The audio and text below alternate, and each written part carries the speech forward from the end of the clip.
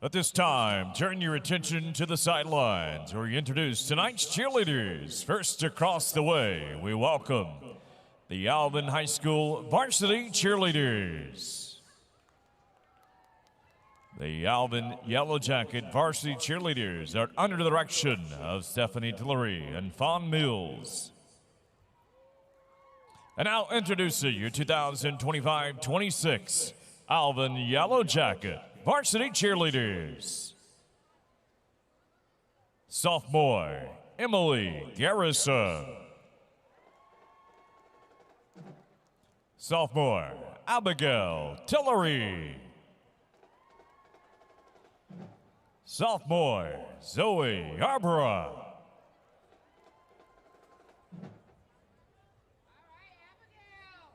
Sophomore, Abigail Khalife. Freshman, Leighton Gallo.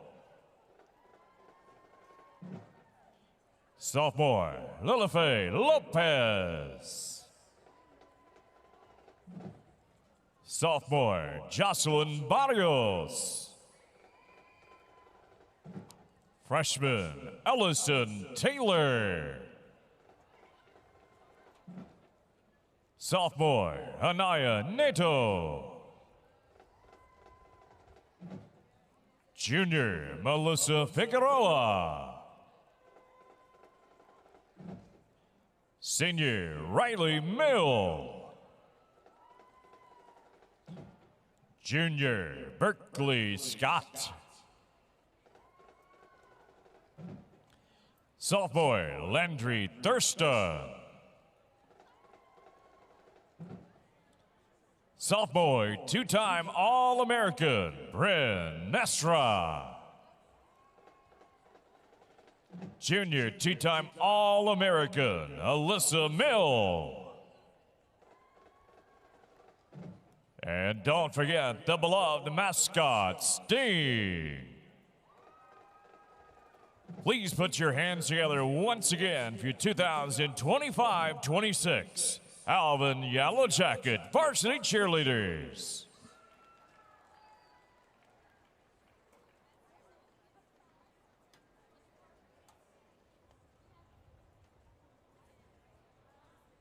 Good evening, ladies and gentlemen. Tonight we introduce our award-winning Manville Maverick varsity cheerleaders under the direction of Stephanie Jones and Angel Davis. Tonight we'd like to welcome our mighty mini Maverick cheerleaders to the sidelines. This morning, these mini cheerleaders participated in our fall youth clinic. Stay tuned as they show off the cheers, dance, and stunts they learned this morning from our Manville cheer team. And now introducing our varsity cheer team, freshman Riley Mosley.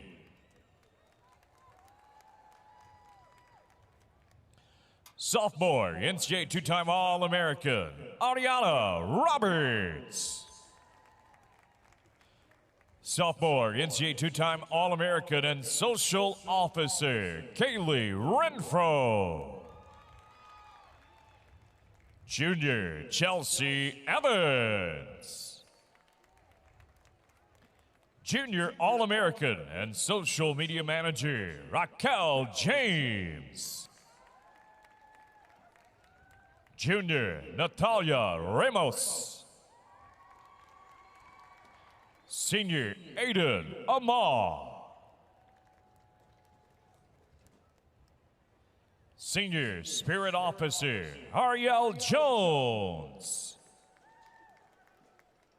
Senior, Juliet Simeon. Senior All-American, Kalia Thorne. Senior and chaplain, Naomi Howe. Senior NCAA two-time All-American and co-captain, Layla Johnson. And senior NCAA four-time All-American and 2025 top All-American, your captain, Caitlin Mouton. and our beloved mascot, Mavarina. This week's cheerleader of the week is Naomi Howe. Once again, put your hands together for your 2025-26 Manville Maverick Varsity Cheerleaders.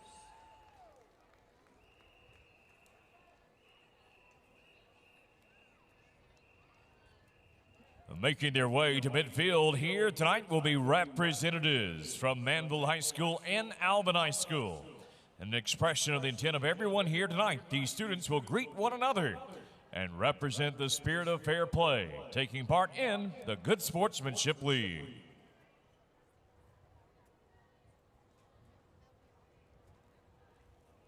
Tonight, names of students who are taking part in the GSL exchange: Naomi Howe, Julian Simeon, Aaron Williams, Kennedy Myers, Kinsley Cephas, Peyton Cooks, Nicole Udo, Paris Mosley, Lyndon Smith.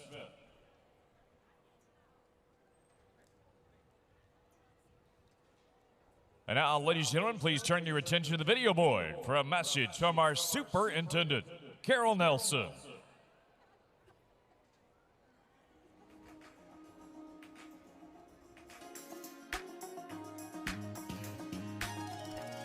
Hello, I'm Carol Nelson, proud Superintendent of Alvin ISD.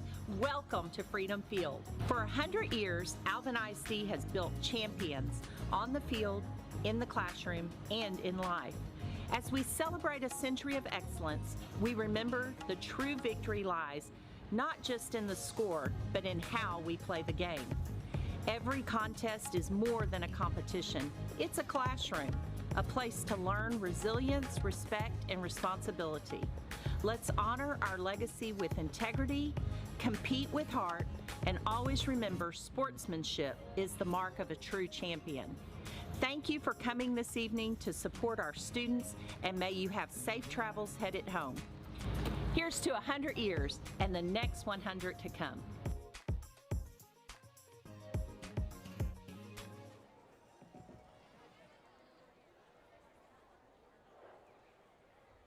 Good evening. We welcome each of you here tonight to Freedom Field for tonight's matchup featuring the visiting Alvin Yellow Jackets and your Manville Mavericks.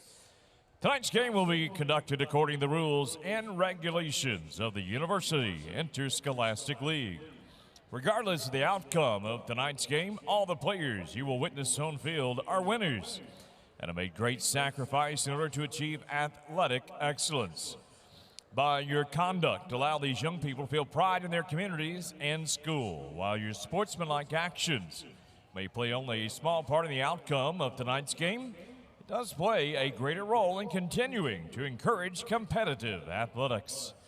We also ask that you show your appreciation for the students who will be taking part indirectly in tonight's game, including the cheerleaders, the bands, the drill teams, and the students who support their teams at home and away. These young people play an integral part in their team's success. Officials for tonight's game have been mutually agreed upon by representatives of each school. Without their refined skill and understanding of the game of football, tonight's contest would not be possible. On behalf of each of us here at Alvin Independent School District, we thank you for your support of athletics, and we hope you enjoy tonight's game. This time we ask you to please rise and join the Alvin High School Marching Band for the playing of the Alvin High School Song.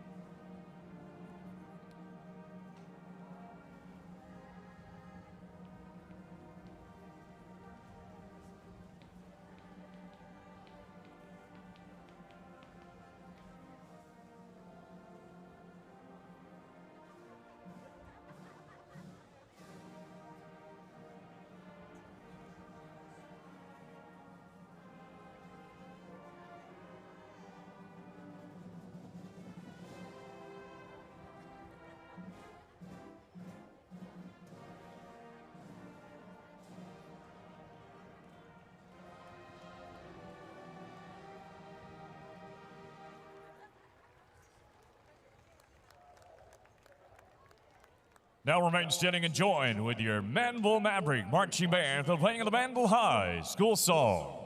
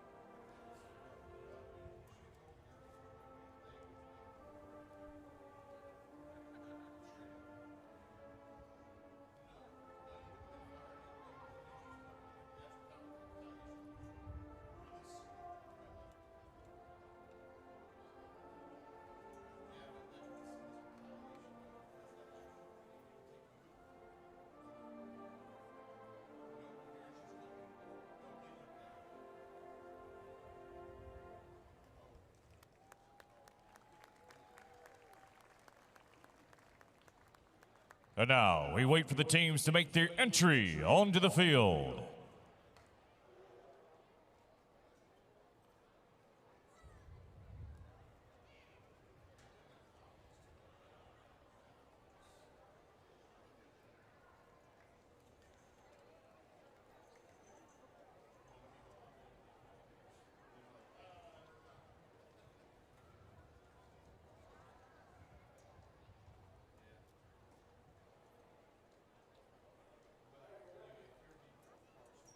Across the way, welcome to the field, the visiting Alvin Yellow Jackets.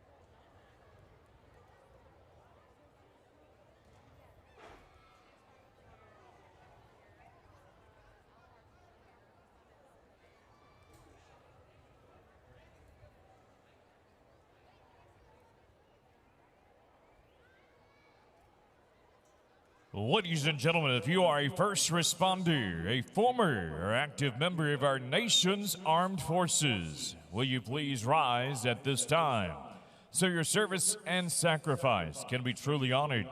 This time, football fans, please give a hearty round of applause to show gratitude and appreciation for these servant leaders who give so much to our communities.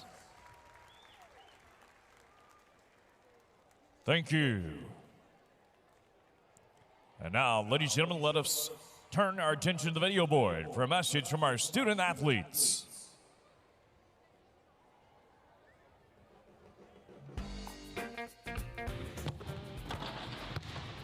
Hey, Mom. Hola, Papa. What's good, Mad friends? Okay. Hey, Mom and Dad. Hey, Mom. Hey, Dad. Hey, sis. Hey, Mom. Hey, Dad. Hey, my fans. Hoka, hey. Okay. Hey, Dad. Hey, Dad. I've got something to say. Thank you for being here. Having you at the stand means the world to me, but I need to ask you something. This is important. I made a commitment to play the Texas way. I play with respect for others. I will not let my opponent become my enemy. I will not cheat or cut corners. I made a commitment to play the Texas way. That means I play with the control of self. I will slow my anger down and act based on my standards. I made a commitment to play the Texas way. I made a commitment to play the Texas way. That means I played with a spirit of competition. I will prepare myself inside and out. I will bounce back when I get knocked down. I will compete with a passion to be my absolute best. So my question for you is this: will you commit to support me the Texas way? That means having my back. It means cheering loudly, but it doesn't mean putting other people down. It doesn't mean yelling at the ref. It doesn't mean letting your passion become a distraction. You say it. Coach says it too. It's about more than just me. It's about representing the name on the front of the jersey and the name on the back. It's not just about the scoreboard. It's about using sports to become the best that I can become. And remember, always have fun. I couldn't do it without you, and I wouldn't want to. I've made a commitment to the Texas way. Question is, will you make it with me? I've made a commitment to play the Texas way. Will you make it with me? I made a commitment to the Texas way. Will you make it with me? I've made a commitment to the Texas way. Will you make it with me? All right, fans, it's that time. Are you ready for a little Hoka? Hey, welcome to the field, your Manville Mavericks.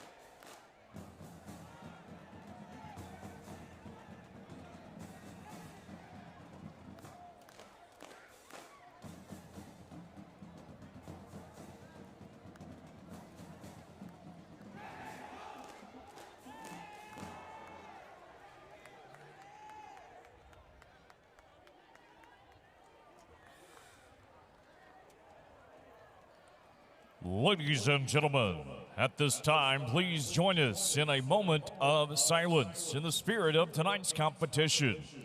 Let us all remember and acknowledge the prevailing sense of fair play, the safety of all players, coaches, parents, officials, and spectators involved here tonight.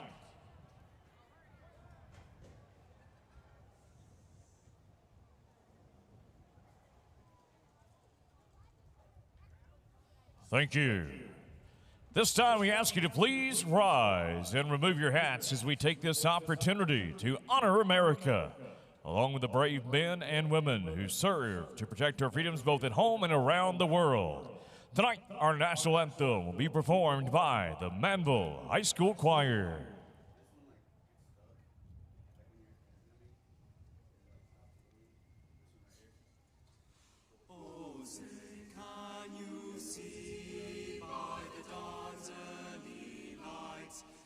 So proudly we hailed at the twilight's last gleaming, whose bright stripes and bright stars through the perilous fight o'er the ramparts we watched were so gallantly streaming, and the rocket's red glare, the bombs bursting in air, gave proof through the nights that our flag was still there. Oh, say does that star-spangled banner yet wave o'er the land of the free and the home of the brave.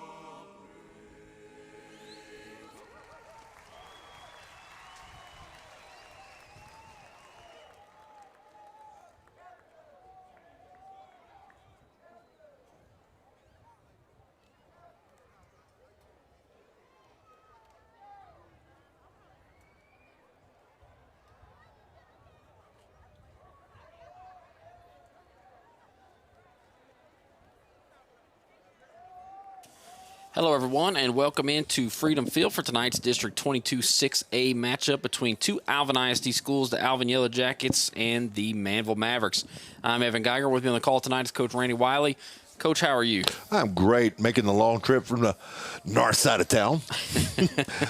It's a long way from Spring to Manville to Alvin down here. It's not a hop, skip, and a jump. Yes, sir. But I didn't get caught in the Friday traffic. That was the main thing I was concerned with. That's a good deal for you. We got Alvin, the visiting team here at Freedom Field tonight. The Yellow Jackets, they're 2-4 this year. They're 1-3 in district play. Alvin is coming off of their bye week, with the week prior being a 16-7 loss to Pasadena Rayburn. Alvin has the lowest gaining offense in the district at 193 yards per game, but the defense is 6th out of 9 teams. Junior quarterback Anthony DeSanto is the man under center, and you can expect some big plays to come between DeSanto and Alvin's leading receiver, Hayden Perkins. On defense, Travis Goss's name will be called all night long as he racks up the tackles. Yeah, I saw Alvin has not had a lot of success against Manville. 0 for 5. They lost last year 42-21. And then they really hadn't played before that time up until the mid-2000s, 2015, 2012. But 0 for 5 is not a good sign. You want to try to break that streak at some point. Maybe tonight's the night that the Yellow Jackets can do it. And we'll receive at the north end. We'll see what they can do. Manville gets the ball first. We'll see what happens there in a minute. Manville, they're 4-3 this year, 2-3 or 3-2 rather in district. Manville is on a 2-game winning streak. They've had big wins over South Houston and Rayburn. Manville has one of the best offenses around, 41 points per game and 430 yards per game. Turnovers have hurt them, though. Their 13 turnovers are just one behind district leader Shadow Creek. And the names you need to know: senior quarterback Cam Renfro, 2nd in the district with 1,149 passing yards, 15 total touchdowns for Renfro.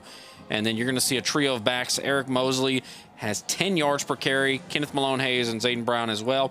And one of my favorite players to watch is physical sophomore receiver Carter St. Junius. He's only a sophomore. He's like 6'2", 190. I think he's going to grow into that body. He's a really, really good player.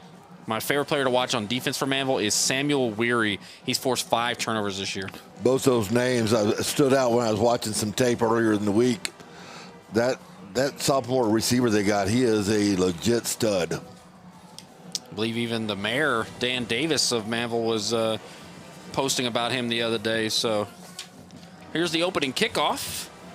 And it's going to be a short one and caught at the 44-yard line. Making the return catch there, I believe, was Keenan Johnson, junior linebacker. Trying to catch him off guard maybe a little bit. Mm-hmm. Surprise him.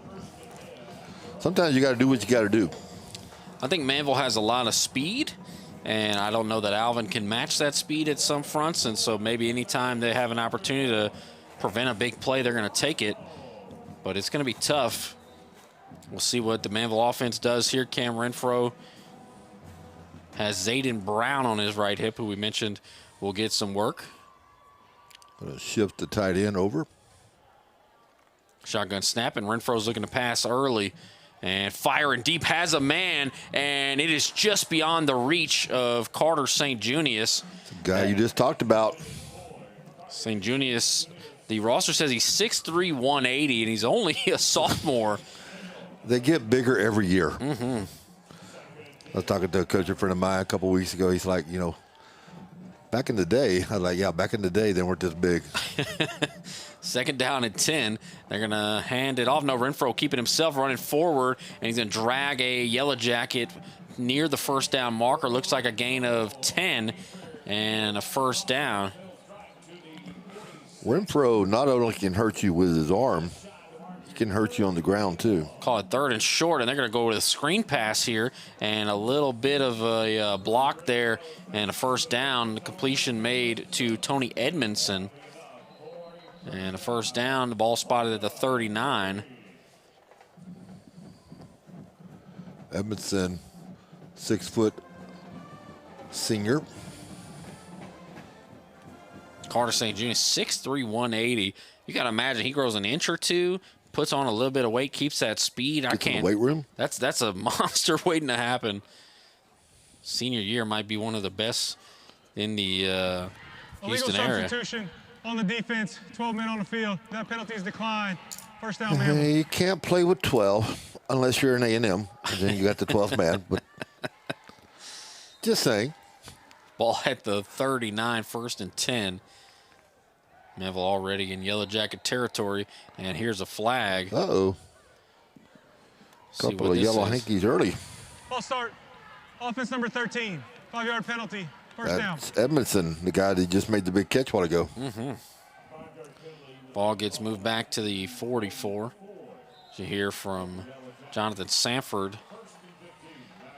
Might think he's covering UT football with these Alvin Yellow Jackets uniforms. I'm knowing that name. Sounds familiar. Renfro with a big run. He's up to the 25, and he's still on his feet. And Renfro is G-O-N-E gone. See if they mark him out or not. The official is walking down at the 5, but he hasn't made a sign or anything that he stepped out. So looks like a 44-yard touchdown run from Renfro. He mentioned he was 2nd in the district with 15 total touchdowns. He now has 9 passing touchdowns and 7 rushing touchdowns. They'll come out in this trick play they've used a lot on the extra point, but they'll switch it back. Oh, the old swinging gate. The swinging gate. Indeed. Know it well. This is going to be Logan McClanahan to kick the extra point.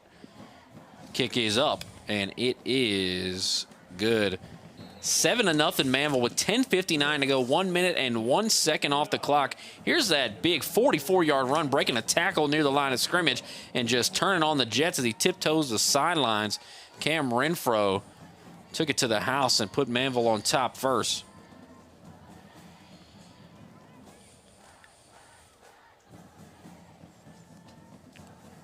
Renfro is very quick on his feet. Mm-hmm. Alvin ISD really has a wealth of quarterbacks. You got Renfro with Manville. Shadow Creek's Tavis Coleman has the best numbers in the district. And then at the 5A level, Iowa Colony's Carson White, the UH commit, is probably a top 5 quarterback in 5A in the Houston area, maybe even in the state of Texas. Well, Coach Willie Fritz will certainly love that. Yeah, him and Jaden Warren, who are both committed to U of H, are a fantastic tandem. I'm a big Willie Fritz fan. His time at Sam Houston, what he did at Sam Houston was tremendous. And, of course, he left to go to Tulane, and that was great. Really did a great job at Tulane as well. Here's the kickoff, and it's going to be fielded at the 12-yard line and slips and falls. That was Tracy Goss, junior defensive back. Goss just kind of lost his footing. The old turf monster got him. Mm-hmm. Tracy and Travis Goss. Goss is listed as a DB. The other Goss, number 12, Travis Goss, is listed as a wide receiver, but he leads the team in tackles. Let's see what Mr. DeSanto can do. Quarterback for the Yellow Jackets. DeSanto back there with, looks like J.J. Rash maybe is the guy on his right hip. Shotgun snap. It's going to be a handoff running right side. Pushing the pile off that right side, what we call the B gap, just a power play. That was J.J. Rosh, and Rosh is listed as a receiver, the junior, lining up in the backfield and getting the carry there. Say, Coach sent me their lineup, but Rosh was not in the backfield. It was Logan LeBeau.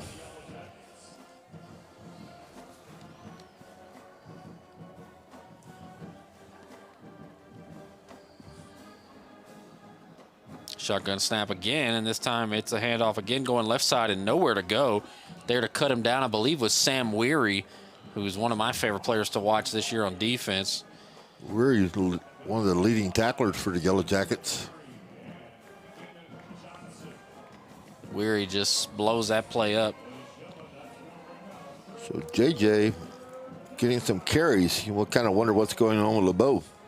Trips to the left and one to the right, 3rd and 7. Tough down and distance for Alvin to be successful in tonight. We'll see if they can pick up a first down. Looking to pass DeSanto. Pressure in his face immediately. He's going down. Hit so quick there. A big shot delivered by Brayson Robinson.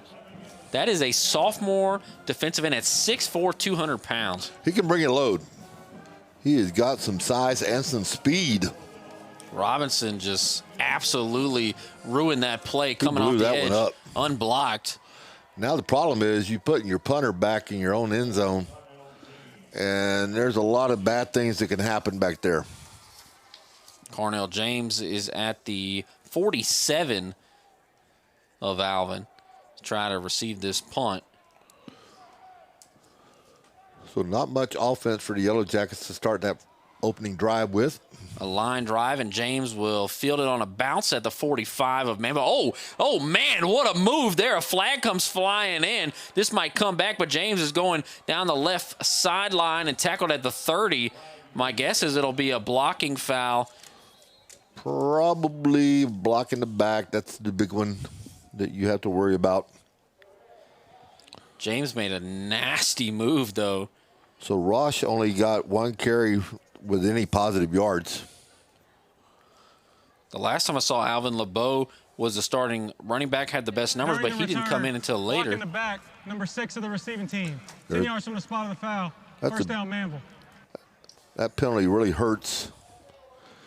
Puts you in a great field position and moves you basically all the way back from the 30 to the minus 45. They're going to put it so back to the 35. Big swing. Penalty on Chris Collins Jr., the senior defensive back. 30-plus yards on that penalty. Second drive for the Mavericks. 2.5 minutes come off the clock on Alvin's possession, and here is a fake screen looking for a deep ball. Renfro fires it to St. Junius and just overthrows him. That was kind of an off-schedule play there. Looked like they wanted to go to the screen, but Alvin blew it up, so Renfro held onto it and had to improvise. They ran a little switch route on the outside. Receiver came inside, and St. Jude's popped to the outside. Get your playmakers of football. Second down at 10. Renfro will move out of the way, and now Kenneth Malone-Hayes is going to take a wildcat snap. Malone-Hayes is going to run straight up the middle, and he's going to get tackled after a gain of 4. They'll actually give him 5 yards. It'll be 3rd and 5. Malone-Hayes. Curious if we will not see Eric Mosley tonight. I can't believe if he's healthy and playing that he wouldn't have got the ball yet. So 3rd down and 5. Motion a man across to the right side, and Renfro looking to pass. Pressure coming his way. Renfro's going to take off and run, being dragged by his jersey, and a big sack down to the 20. A huge loss. That pinned him way back as the pressure got to Renfro, and even with the speed he has, he couldn't escape the pressure. Huge stop for Alvin, and an 18-yard loss on that sack. Moves it to 4th and 23, and we'll have to see Logan McClanahan again, this time as a punter. Mike Ryan Phillips in hot pursuit from that outside backer position. So that'll force a punt on their second drive. Alvin's got Colin Bro back to return as well as Blaine Bingham. Punt coming from McClanahan. A high punt, and it's going to bounce and take a Manville roll down to the 42-yard line of Alvin. Good punt. McClanahan does a pretty good job back there, averaging 34.67 yards per punt. Has a long of 50. That one was 36 yards, so pretty close to average. It took a good roll, which helped him out. I think the most important thing there was not to give them a chance to return it. You want those friendly rolls. So second drive of the game for the Yellow Jackets. Had to punt on their first one. Let's see if they can do a little bit better here. DeSanto's got J.J. Rosh back there with him.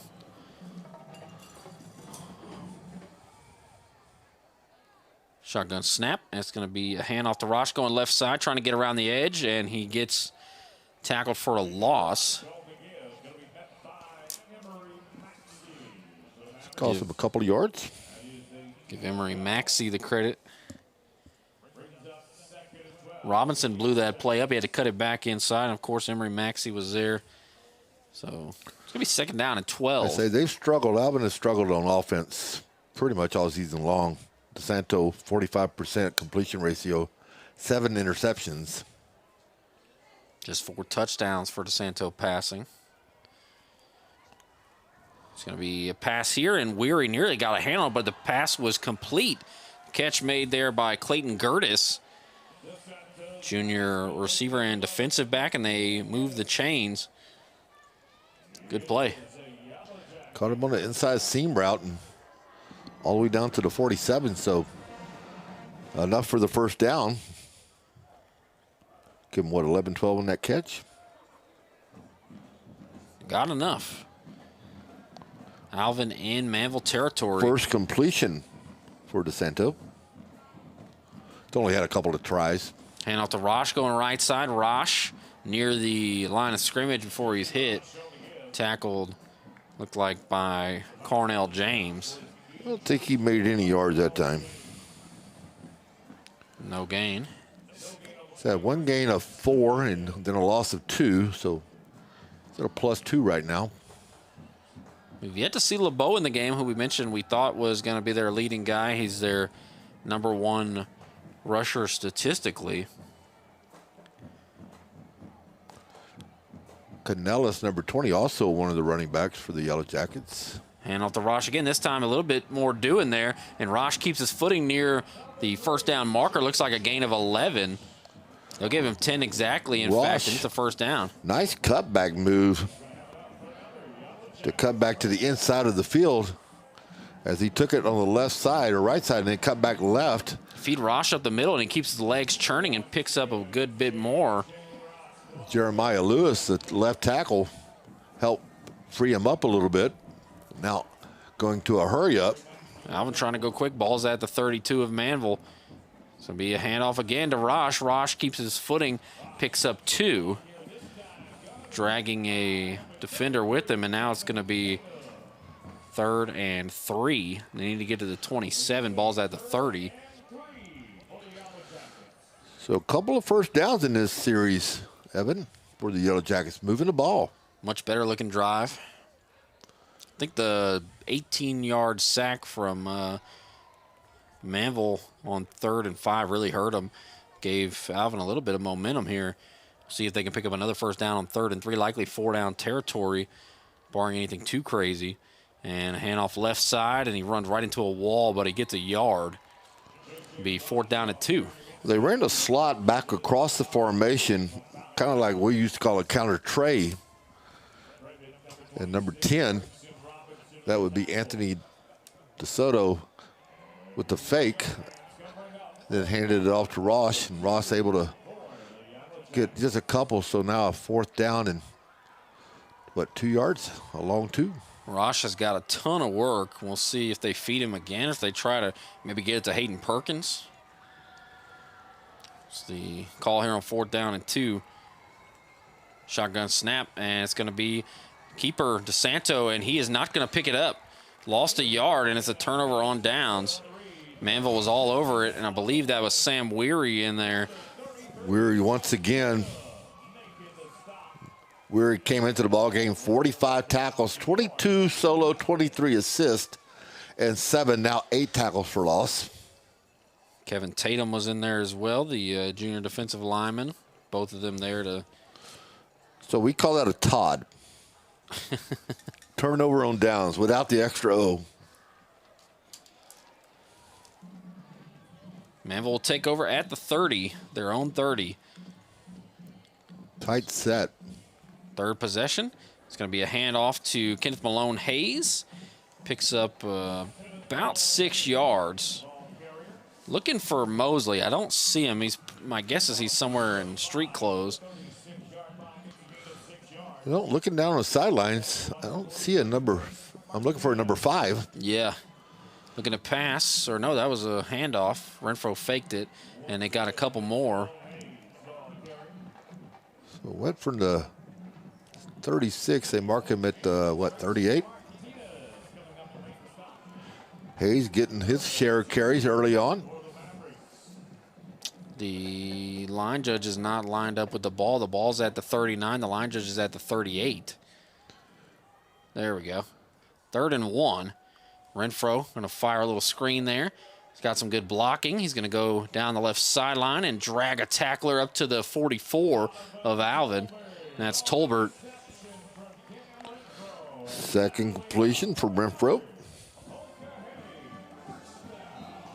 That was a big one, too. It's 3rd and 1. They went to pass. Something interesting there. Had some good blocking, and then Tolbert just needed 4 different Yellow Jackets to bring him down. 1st and 10, and it's going to be a handoff right side, rolling right, and got some room to run. Down the right sideline, there's Mosley. That's a touchdown. Again. Man. Mosley with the speed. So they stuck him in the game, Evan. And what does he do? Take it to the house?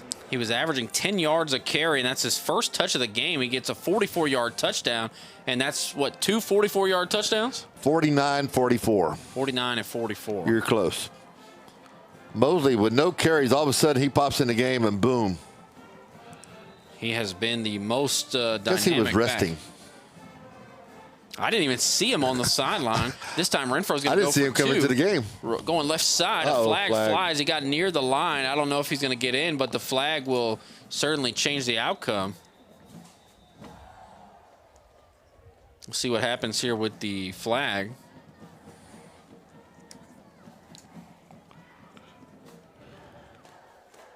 I'm thinking he was stopped short, and then Alvin wants to decline the penalty on Manville. That's my guess. Illegal formation on the offense. That penalty is declined. The try is no good.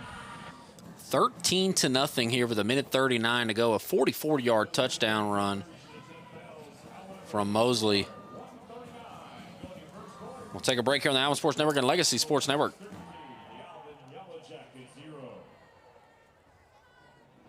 Merchants Wrecker Service is family-owned and operated by 2002 Alvin graduate Cody Shimmick. A local business since 1955. Give them a call if you're ever in need of a tow. Merchants Wrecker Service, proud supporter of Alvin ISD Athletics and tonight's Press Box Meals sponsor.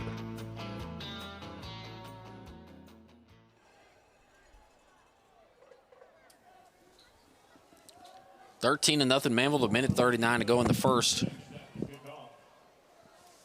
And they 3 possessions, 2 touchdowns. That's a pretty good ratio, Evan. That'll win you some games. Manville has had a great offense this year. They've just turned the ball over too much, and defense has allowed a lot of yards and a lot of points. Although I was looking, the defense is ranked number 2 in district. But they have given up, that was the thing that stood out too.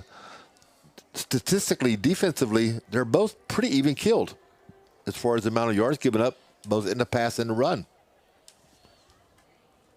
I think you do have to account a little bit for the fact that Manville has put up a ton of points, and so they've given their opponents a lot more possessions. And Manville has played the top 2 teams in the district. Already, yeah. So that's always a bugaboo. Alvin has played some of the good teams as well, but A very top-heavy district. Alvin's in the middle of the pack with the Pasadena schools, and of course you're going to see Shadow Creek, Pearland, and Dawson, as well as Dobie and Manville kind of fighting for those 4 playoff spots. The coaches in this district, they're not going to fall for the old point differential trick this year. They're going to go for all they can get. Quintanilla kicks it off. Oh, and it's bobbled and picked up. Oh, they say he had his knee down. Can't do that.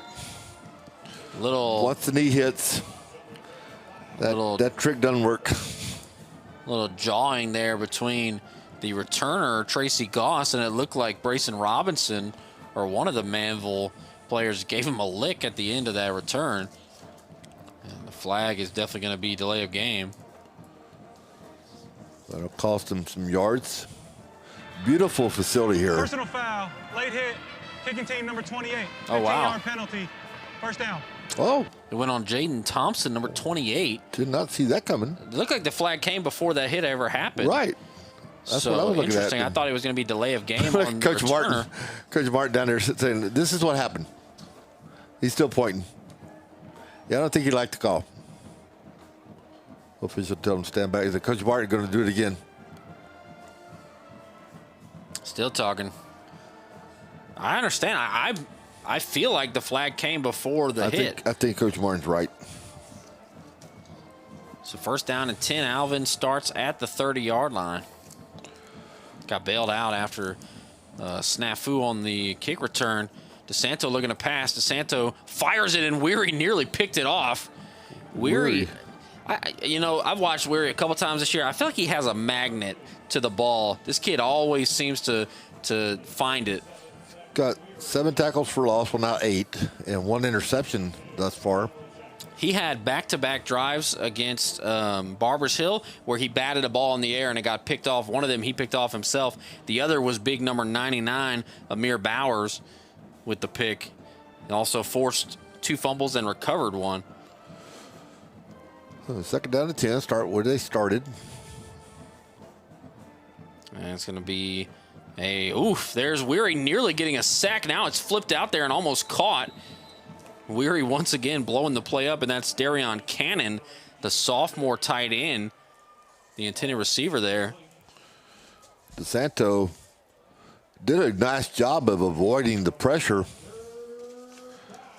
Look for a second, he may get sacked. Weary really blew that up, but DeSanto able to at least make it interesting for Cannon in the offense, but incomplete is 3rd and 10, and once again, a tough down and distance for Alvin to be successful in. Only 1 completion out of 4 attempts for DeSanto. DeSanto looking to pass.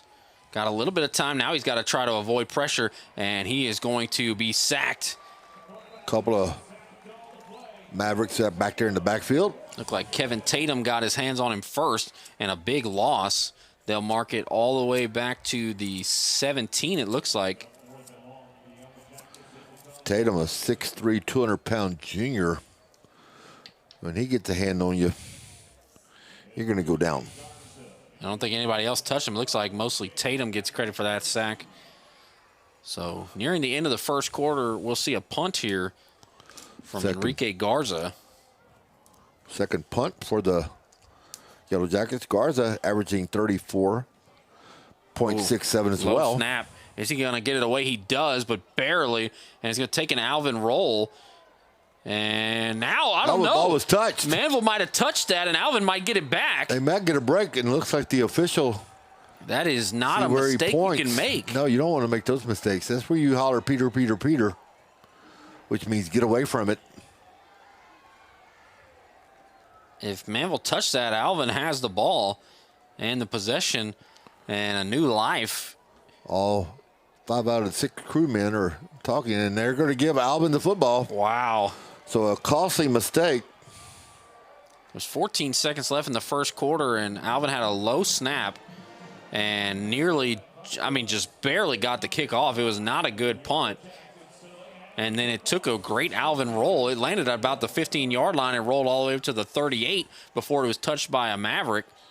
And now Alvin has a little bit of life here at the end of the first quarter. Maybe one more play. They're going to hand off to Roshko on left side, and he is sandwiched immediately. But they actually tackle him forward for a yard. So it's been the J.J. Ross show here in the first quarter. That's it for the first quarter, 13-0. See that replay there? It looks like it'll actually be ruled as no gain, but after one, Manville leads 13-0. We'll take a break here on the Alvin Sports Network and Legacy Sports Network. I'll be right back.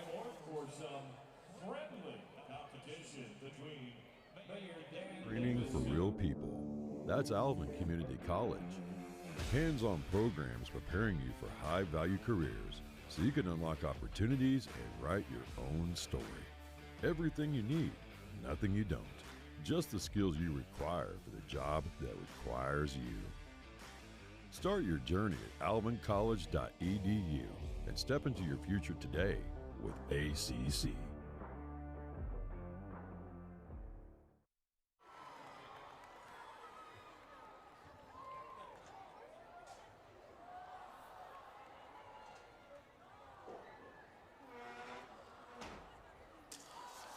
After one quarter, Manville leads 13-0, but Alvin still has the ball. After a costly mistake by the special team unit of Manville, touching the ball on the punt, which Alvin was lucky they didn't get that punt blocked, actually. We never saw a replay of it. I don't know if they did get a hand on it, but it did not go very far. Well, when you scramble like that, you're just trying to get it off. And low trajectory kick, but then you got to get away from it. Manville with a big mistake there, and I don't know if that'll go as a turnover, but they already had 13 turnovers this year. This will be Alvin's 5th drive of the first half. Oof. Oh, he caught it off a bobble. That was Perkins. The ball hit him in the chest. He lost it and then caught it again and picked up about 8 yards. It'll be 3rd and 2 or 3. Perkins' first catch. This one hits him right in the hands. It looked like it bounced off his helmet maybe, and then he reeled it in and picked it up. Ricochet. So 3rd down and 2. Ball at the 47. And it's going to be a handoff to Rosh. And Rosh in a pile, and that's going to be no gain. It'll be 4th and 2. Rosh ran right to the right side, right into the heart of the Manville defense. And big stopper right there, number 99. You hear him talk about him. Looks like Alvin might punt, or okay, I'll say finally the punter runs out there. Amir Bowers, a junior, 6 foot, 285.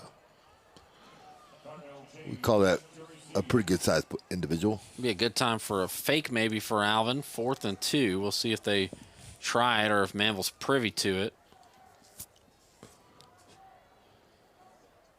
And it looks like it'll be just a regular punt there from Garza, and a pretty good one.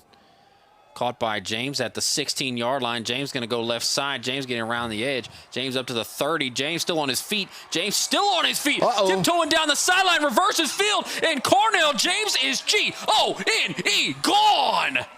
What a return. That, my friend, was impressive. I thought he was going to be knocked out of bounds twice, maybe 3 times. Tight roped it down the sidelines, and the official right there. Cornell James has a future as a tightrope walker. You know, he is the 2nd leading return man in the district, right behind Smith of Pearland. Man. Averaging 42 yards. Well, you can up that ante. He already has 1 touchdown return for a punt. Now he has 2. Cornell James.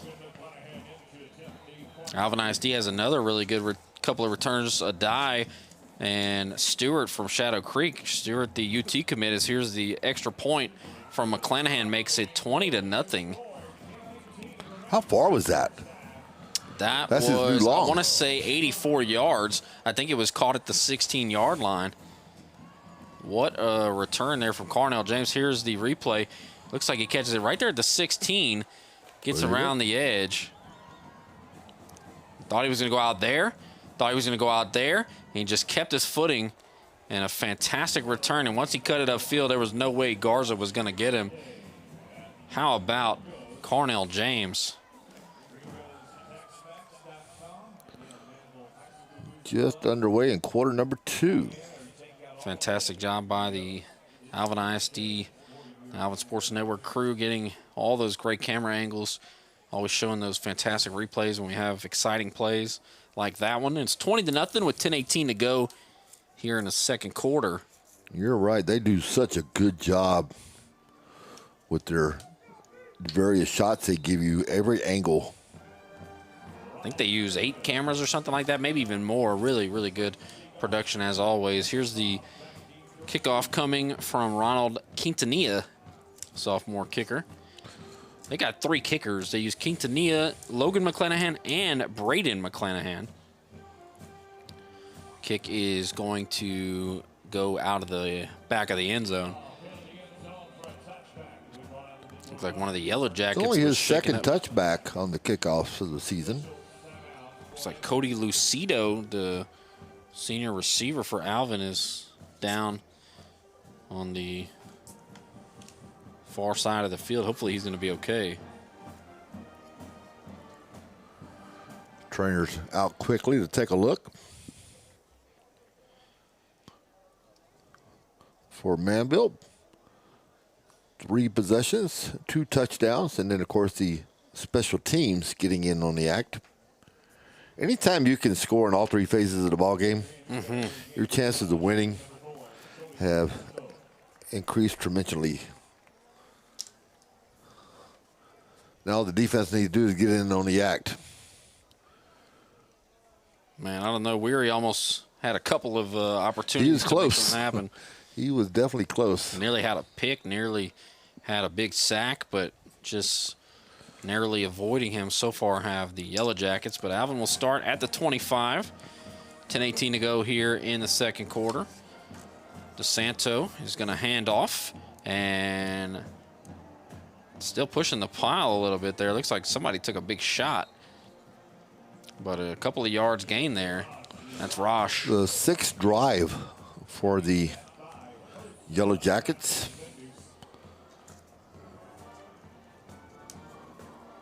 No points yet, but they did get pretty far down into Manville territory. Went for it on 4th and 2 and didn't pick it up. Rosh still the main man in the backfield. 2nd down and 7, and they go to Rosh again, and Rosh is cut down for a loss of 2. It'll be 3rd and 9. Tried to go to the left side that time, and Robinson right there to sling him down. That kid's an athlete, huh? I mean, size and speed. 6'4", 200-pound sophomore, and he's quick. I mean, it's the sophomores that are killing me this year. They're so big and fast. It's crazy. Don't see a ton of freshmen on varsity, but some of these sophomores are just impressive. Yeah, New Caney started a freshman quarterback this season. Man. 3rd and 9, and DeSanto looking to pass. Has almost a Manville defensive back there. It looked like Antoine Wilder, a receiver and defensive back, nearly had a shot at it, but it'll be another punt for Alvin. Their 4th of the half. Been quite a few opportunities. So neither team has a freshman on varsity. Manville has a handful of sophomores. Alvin has a handful of sophomores, but no freshmen at all. You don't see a whole lot of freshmen at the level of 5A and 6A. Except for that kid from Randall. That kid is special. Here's a punt from Garza. And he's going to... I got a freshman story I'll tell you. And that one bounced off the helmet. It looked like. I wasn't sure, but it definitely it took a high bounce. Goal, yeah. Let's see if they play this back again. 39-yard. I want to see this replay. 39-yard field flipper there. I don't know if it did or it if took it took such a high bounce. Yeah. I thought it came close. When I was at Magnolia, our starting strong safety got hurt in like the 2nd ball game. And we were searching around like, okay, who we're going to use? The only kid I had was a freshman. And we told the head coach, he goes, "Are you serious?" I'm like, "Yeah." Kid made freshman all-district player on defense. It happens. It's rare, but it happens. Renfro in the shotgun from the 35. Renfro looking to pass, looking deep, has a man, and caught out of bounds. We'll see if they call it a catch. No, they say incomplete. Out of bounds. Just can't get that foot in. That was Zayden Brown he was looking for, and yeah, just narrowly out of bounds there. An incomplete pass will make it 2nd and 10. Kid ended up his junior and senior year. They moved him from the defensive side of the ball to the offensive side of the ball. He was the MVP Offensive Player of the Year in the district for Magnolia Bulldogs. And a pole vaulter. 2nd down and 10. Renfro looking to pass, has another deep man, and that is going to be incomplete. Underthrown. He had him open, but just didn't throw it long enough. It was back-to-back wheel routes for a running back. Zayden Brown and Malone Hayes there. We've only seen Mosley that one play. One big play. Yeah, one big 44-yard touchdown run, and I haven't even seen him on the sidelines. I honestly think he's a spy. Yeah. Looking to pass on 3rd and 10, looking deep once again, and Carter St. Junius reels it in. The official is going to call it a catch, I believe. Great catch for Carter St. Junius. We talked about him. That is a great receiver, a budding young receiver. Look at this, just fires it up, and Carter St. Junius. Huge pickup. Perfectly thrown over Tracy Goss. We'll give him 38 on that carry or catch. 1st and 10 from the 31. They motion a man across the left side. Trips on that side now. Renfro looking to pass, looking left. Now firing deep, looking for Carter St. Junius. He's wide all open. alone. A touchdown of 31 yards from Renfro to Carter St. Junius, and Manville is up 26-0 in the 2nd quarter. Renfro, found his man wide open. Renfro came into the ball game. 99 completions at 161 attempts. 5 touchdowns, 61% completion ratio. St. Junius, a great young receiver, and Renfro just put it on him there. He was wide open. McClanahan's extra point is up, and it is good. 27-0 with 8:27 to go in the 2nd quarter. McClanahan now 28 of 28. Take a break here on the Alvin Sports Network and Legacy Sports Network. Imagine you are like them. Strains happen, and sniffles, and sometimes, who knows? That's why Houston Methodist has primary care near you. A network of specialists right in your corner, and same-day clinics or virtual care at the ready. So you can keep doing it all. That's the difference between practicing medicine and leading it. For you. Houston Methodist. Leading medicine.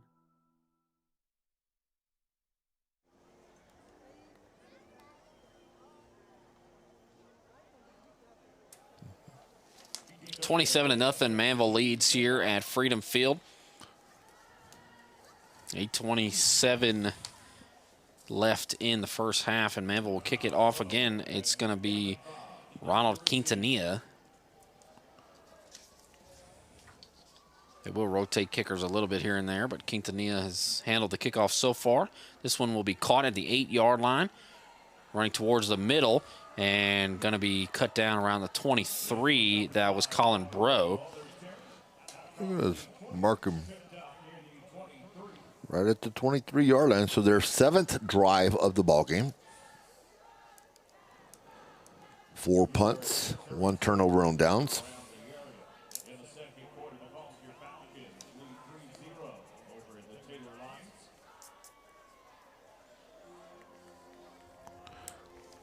The only mistake by Manvel thus far, Evan, has been the Booch punt return. Mm-hmm.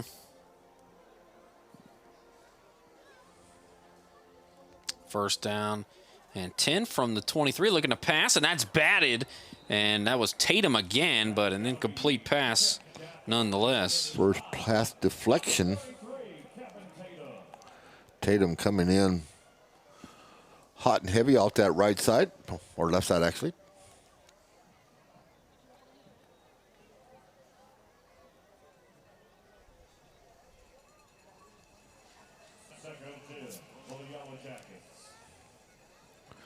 Tatum, a tall 6'3", 200-pound junior.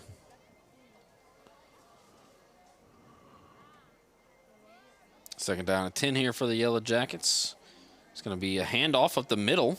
Looks like maybe a yard there, if any. Whole bunch of blue jerseys in on the tackle that time. It's Rosh.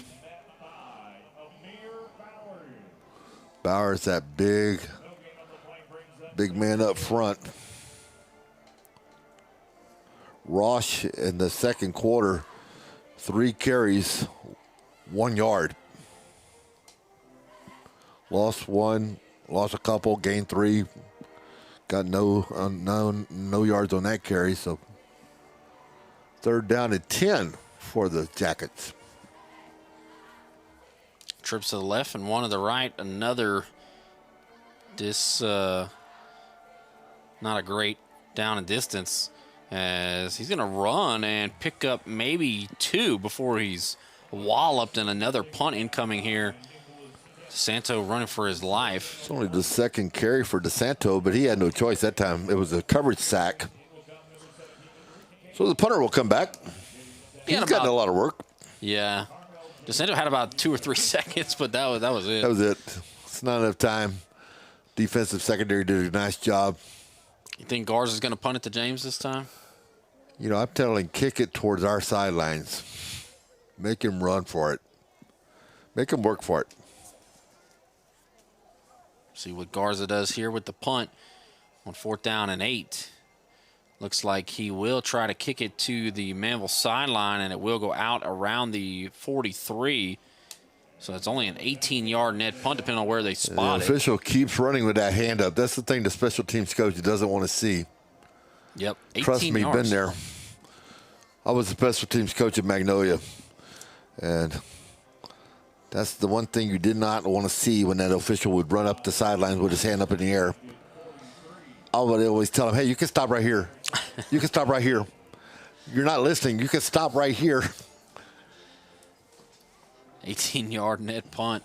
Not really a field flipper. Manville will start in Alvin territory. Already up 27-0. Renfro's got Zayden Brown back there with him. I would not be surprised if they go for the jugular right here. I think last drive we saw it. Lots of deep passes. They had 4 just absolute deep passes over 30 yards. Snap. And it's going to be a keeper for Renfro. Renfro avoids a tackler, and now he's going to be wrapped up or pushed down. Finally, let's see if they give him forward progress. Looks like they actually give him a yard. They give him 1. There was some miscommunication, I believe, that time, because you can see the coach waving for him to go in motion. It was a delayed motion. Tight end's going to come out, open the formation up a little bit more. 2nd down and 9. Shotgun snap, and it's going to be Renfro trying to fire a screen, and that was a dangerous pass and tackled for a loss. That was read like a book there by Alvin. I don't know who that was on the coverage, but he was right there immediately. He recognized that one. That's film study right there. I think that was Cash Powledge as Renfro rolled out there. He didn't really have any other options but to throw it to the receiver on that screen, and Powledge was in there. Powledge, both on the special teams and the defensive side of the ball. 3rd and 12. Renfro looking to pass, dropping back, firing a deep ball, has a man wide open and cannot connect with his man. That was Cameron Fitzgerald. So it's going to be 4th and 12 from the 45, starting in Alvin territory, but actually only lost 2 yards. We'll see what they dial up on 4th and 12. Not wanting to punt it back here. Fitzgerald, number 15. So getting some early looks at some guys that we don't see normally. Renfro had a man wide open once again, just couldn't get the ball to him. And now looking to pass again, pressure in his face. He's going to fire a screen to St. Junius, but he underthrows it, and St. Junius will catch it for a loss. He'll actually lose a yard, and it's a turnover on downs. So they get the ball at the 43 of Alvin, and they move it -3 yards. I don't think the Manville coaching staff is going to be very happy about that possession. No, that's their 6th possession of the ball game, and by far the worst. I mean, you can't complain with the other these 3 out of your 50%. Coach Kirk Martin and Offensive coordinator Brian Robinson probably not loving that drive. Alvin takes over at the 46. See what the Yellow Jackets can come up with here in their 8th possession of the half. It's going to be a pass looking deep and overthrows his man. That was Colin Bro. That one was way overshot. His 7th pass attempt has 2 completions.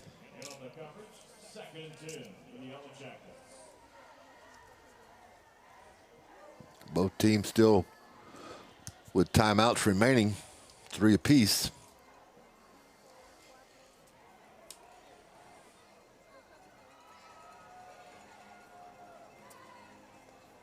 Shotgun snap to DeSanto.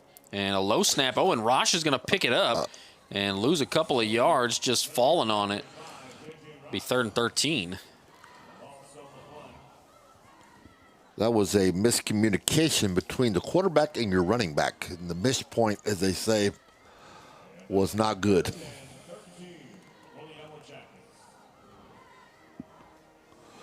Yeah, not executed very well there. Lewis, the left tackle, Biaz, the left guard, Scott, the center, Small, the right guard, and Ethan, the right tackle for the Yellow Jackets offensive line. DeSanto fires it out to Rosh. Rosh makes a man miss, and he's going to drag a tackler up near the first down marker, but I believe he's shy by 2 yards. They'll mark it at the Manville 46. They need to get to the 44, and I'm sure they're going to go for this on 4th and 2. In enemy territory, as that was almost deflected by a linebacker flying in there. We'll give him 8 on that catch and carry. He's back in his comfort zone as a receiver. So 4th down and 2. They went for it on 4th down and 2 earlier and did not get it. In fact, they lost a yard. We'll see if they can pick it up here. DeSanto hands off to Rosh. Rosh right side, and I think he got it. He was really close, and I think they're going to give him a 1st down. Rosh took a lick. Needed 2 yards. So he gets 3. Weary flung him backwards, but yep, that's a 1st down. Needed 2, got 2. So Manville's defense will stay on the field. There's a shot of Sam Weary, one of my favorite defensive players in the He just looks like district. a football player. Well, he's like a heat-seeking missile for the ball. Yellow Jackets, 1st and 10 from the Manville 44. Hand off to Rosh, who slips and falls. Or that was Canales, I believe. Canales, yeah. Canales coming into the ball game, number 20. Marcus Canales. His 1st carry. And they lose 2 yards, so. I was wondering when Rosh was going to get a break. Man, he got a lot of carries. He got a lot of carries. He's got hit a lot, too. 2nd down and 12 here.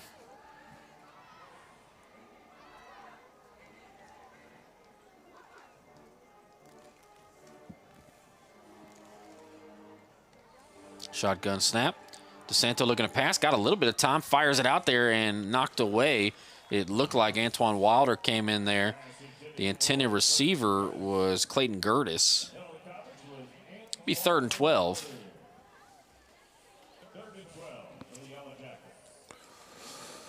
Now you're pretty much negated to having to throw the ball.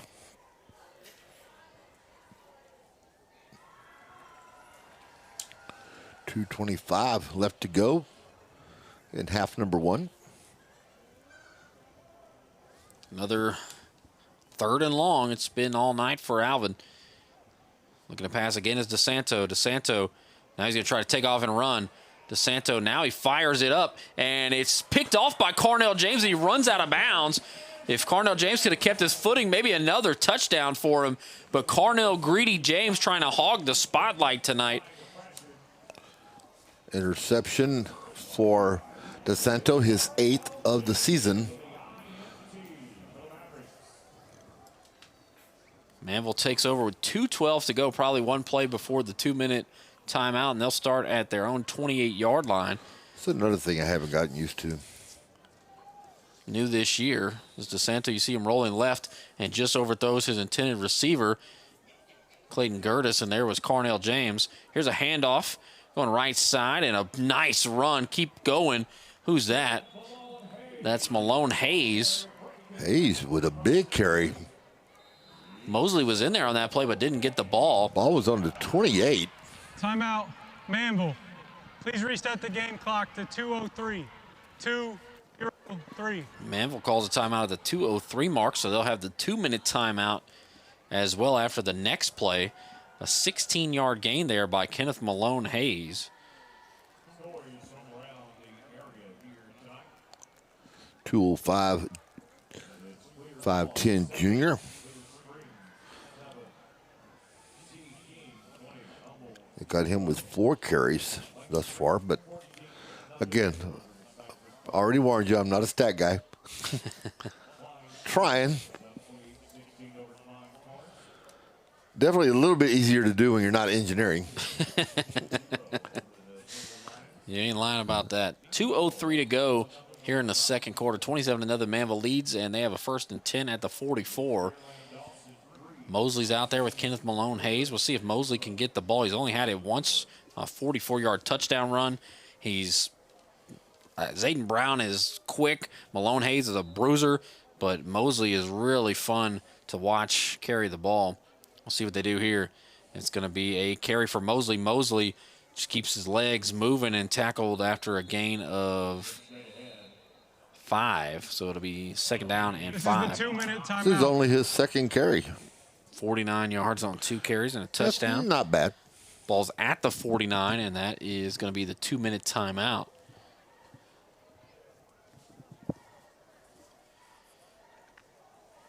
They'll pause for a moment for this 2-minute timeout. I just want to tell you, tonight's team and individual stats are provided by theathleticsdepartment.com. They're a full-service provider of stats for high school and college teams. Coaches and athletic directors can contact them for more information.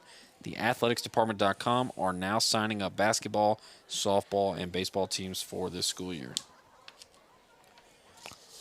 Our good friend Carl Thies, Mr. Statman, as I call him. That is a very good name for him if you're not going to call him Mr. Carl Thies. He is the stat guru, as Gerald is the baseball walking encyclopedia. A lot of great people we work with for Legacy Sports Network. And then there's me. I do what I can do. 2nd down and 5 from the 49. A high snap. They hand off to Malone Hayes. Malone Hayes is going to lose yardage. Looks like he'll lose 1. It'll be 3rd and 6. The clock will roll. That doesn't happen very often. That's his first loss on 5 carries. Manville trying to move a little quickly, but there was a scrum down there. So 3rd and 6, a running back on each hip for Renfro. And it's going to be a handoff to Malone Hayes, and Malone Hayes will pick up a yard. And now we'll see if they want to go for it on 4th and 4, but they call a timeout. Timeout, Manville. Manville will have 1 timeout left with 1:23 to go before the halftime break.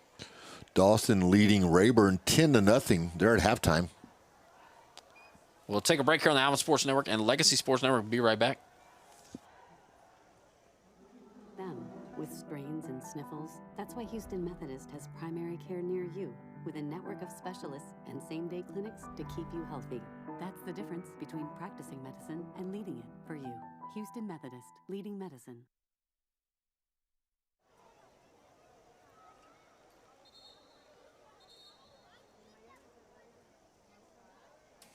$1:23 to go in the second quarter. 27-0 Manville. They have the ball with a 4th and 4 upcoming. Get connected with the Legacy Sports Network by checking out our social media pages. On Facebook, you can find us at LSN Sports. On X, we are at Legacy Sportsnet. And on Instagram, we are Legacy Sports Network. Legacy Sports Network, we're building a legacy 1 game at a time. So here's a big 4th and 4 for Manville. Mosley and Malone Hayes back there. Mosley in a blocking position. See if they throw it. Looking to pass, and they drop it off to Mosley, who makes the catch. Mosley going to pick up a first down the right sideline. Cuts it, reverses field. What a run from Mosley after the catch. Down to about the 17-yard line. They'll give him the 18, and how about that play? 33 yards on the catch and carry for Mosley. Look at this. Mosley just drop it off to him. He gets near the sideline, avoids a tackler, and just makes two Alvin Yellow Jackets absolutely miss. Drop it off to Malone Hayes here. Malone Hayes with a head full of steam running left side. Malone Hayes is in. A touchdown, but there's a flag on the play. See if it stands. My guess is going to be a hold on the block there in front of Malone Hayes. Usually that's a good indicator, and holding. There it is. Offense number 82, 10 yards from the spot of the foul. So we take the other end of the pencil and we erase. Because that one didn't count. They're going to get Bryson Jones, the junior receiver, for the hold there. That's only the second penalty for the Mavericks? Is that correct? They haven't had very many. Might be. They had the unnecessary roughness penalty. Yeah. Second or third? So first down and 14 from we'll go with the over. 22. We'll give them 3 penalties, just because. Renfro in the shotgun. We're going to pass. Has St. Junius. Oh, and he bobbles it and makes the catch. Corner St. Junius is ridiculous. Wow, that was super impressive. What a catch from Carter St. Junius. And final timeout of the half. A timeout for Manville. Look at this replay. Just an easy slant route, and St. Junius hit it with one hand and turned around and came back to it, made the catch through contact. It took Bingham and Goss in coverage there to try to cover him, but he made the catch anyway. Bingham was doing all he could to bring him down. Wow. What a grab from Carter St. Junius. I told you before the game started, this kid is a stud. He's a sophomore? Sophomore, 6'3", 180. Looks like got a him wide with receiver. 4 catches, close to 100 yards.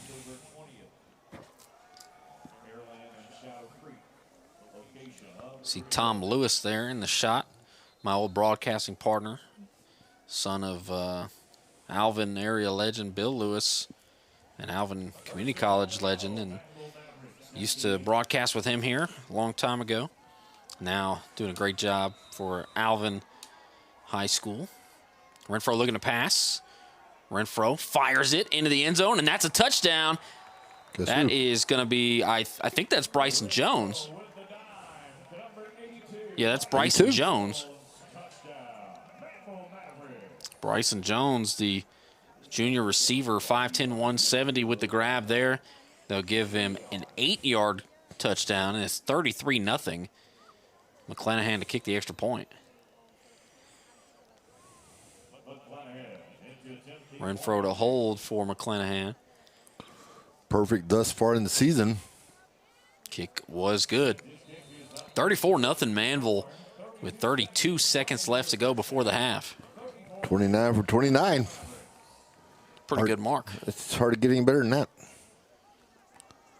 Nice drive there, a 2-minute drive there for. That was their 8th drive of the game, and anytime you can go 4 touchdowns and 8 drives, you're not going to be unhappy with that. Also had the punt return by Carnell James, who's made a big impact tonight. We talked about Sam Weary pregame, but Carnell James is no slouch. We've also been impressed with Brayson Robinson, Kevin Tatum, as well as quite a few others. The big 99, Amir Bowers, and Nicholas Kemp, 99 and 0. The bookends on the roster are just big space eaters, nose tackles. Big beast. We'll see the kickoff from Quintanilla with Colin Bro back there to return, as well as I believe that's Cash. Goss. Goss and Polich are both listed as kick returners. Polich number 1, Tracy Goss number 7. See Colin Bro back there. Quintanilla kicks it. A line drive right to Bro. Bro fields it at the 6. Bro gonna run right into a Manville Maverick at the 24. About a 19-yard return there. Coach has always got to throw in those surprise return people. I think it was maybe Clayton Gertis back there with him. So neither one of the guys that Coach sent me. Number 1, number 7, nope, nowhere to be found. At least we haven't seen anybody yet that is not on the roster at all. Yeah, that's always fun. Or they switched jerseys. That happened at Grand Oaks about 3 weeks ago when Grace came out. All of a sudden, the number 7 backup runner back was now running number 1. And we're like, who's number 1? Straight Jesuit leading full shirt 42-38. Wow. High score in the fair. Yes, well, that's the indeed. final. So never mind. Handoff. See who got the carry there. Didn't get the number, but that might be the last play of the first half. Not sure how aggressive Alvin will want to be. That was LeBeau. We got a LeBeau carry. LeBeau carry? It took until the last play of the first half for LeBeau to touch the ball, and that is going to do it for the first half. Manville will take a 34-0 lead into halftime, trying to improve their standing in the district and their record. But a great first half for Manville. Alvin, some things to work on. What were your thoughts about that first half?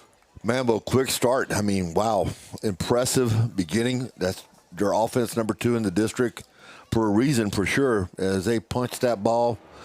Ended up with 8 possessions, 4 of those for touchdowns. Had the touchdown on special teams and showing a lot of reason why they're up there in the top of the district, and a very important ball game for Manville. They got to win this one to keep their foot in the door for that 4th playoff spot. 34-0. Renfro has played well. Had some nice plays. Obviously, Carter St. Junius has impressed. Carnell James has impressed. And Manville, a lot of good things. Alvin, they've thrown the ball a lot. They haven't completed a ton of their attempts, but I've got DeSoto with 10 attempts, 3 completions. Yeah. It was an interesting first half for Anthony DeSanto. He was running for his life, a lot of that. And how about J.J. Rosh, a receiver? We didn't expect to see a ton of carries. Rosh getting all the carries. Took the starting running back on the depth chart, LeBeau, to the last play to get a carry, and also Eric Mosley with just 3 touches. One of them was a touchdown. The other was a really nice play. But surprised he hasn't got a ton of work either. But that's going to do it for the first half, 34-0. We're going to let both bands do their thing, and we will pick it up right before the start of the third quarter.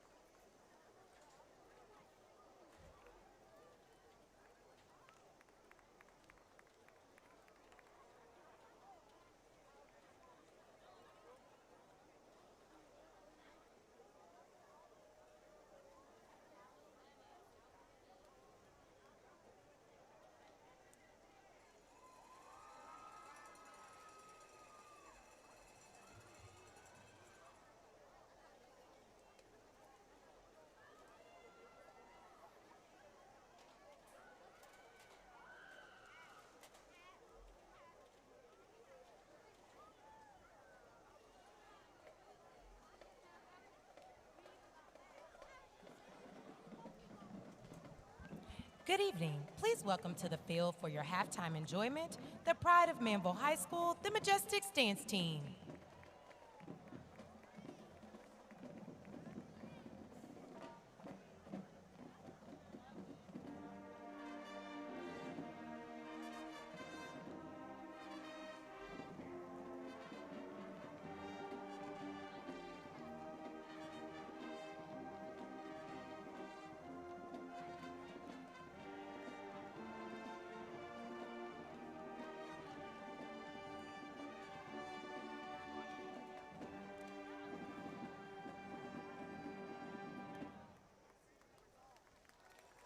Dance team directors are Elaine White and Blair Jacobisi. Dance officers are Lieutenant Danica Davis, Lieutenant Kinsley Ott, Lieutenant Aaron Williams. Our Lieutenant Colonel is Avery Bagwell, and our Colonel is Lydia Kennard. Social committee members are Co-Vice President and Team Engagement Chair, Tori Taylor, Co-Vice President and Public Relations Chair, Jada Ufomadu. Recognition Chair is Ellie Kaspersik, and Chaplain is Mia Platt. Tonight, the Majestics will perform their feature routine to the pop chart hit, All of the Lights. Take it away, Majestics.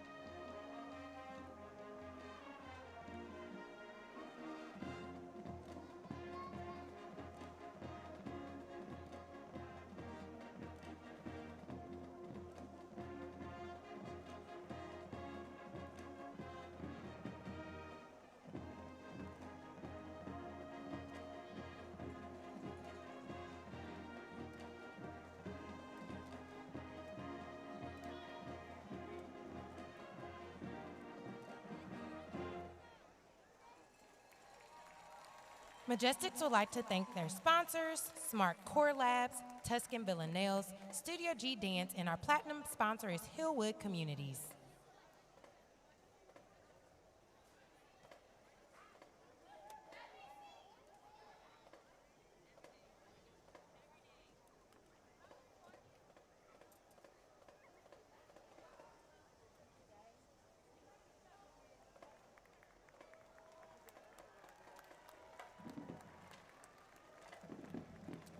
And now, welcome to the field for your halftime entertainment, the Mighty Maverick Marching Band. Drum majors are Eden Scott, Lillian Hammonds, Abigail Edwards, and Bella Rodriguez. Directors are Nathan Pear, Aaron Espinoza, and Ruben Dean. Director of percussion is Mr. Jerry Leffner, and the color guard director is Mr. Corky Reyna.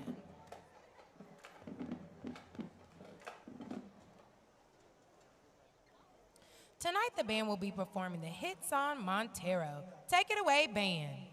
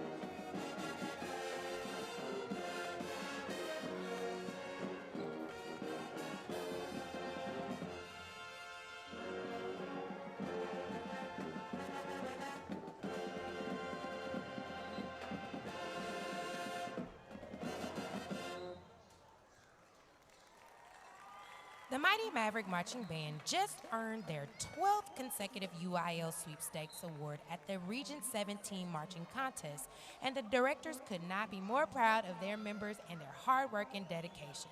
They will perform this upcoming Saturday, October 25th, here at Freedom Field at the Area E Marching Contest. Let's give another round of applause for the Mighty Maverick Marching Band. Hoka hey and enjoy the rest of your fall break.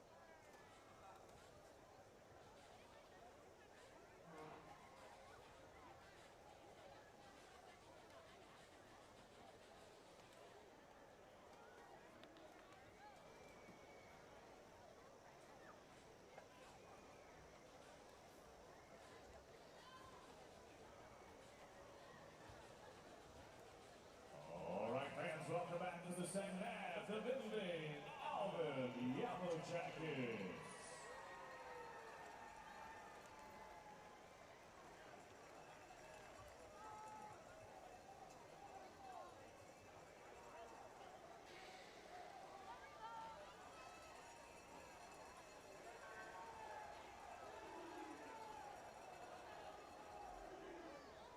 And welcome back, your Manville Mavericks.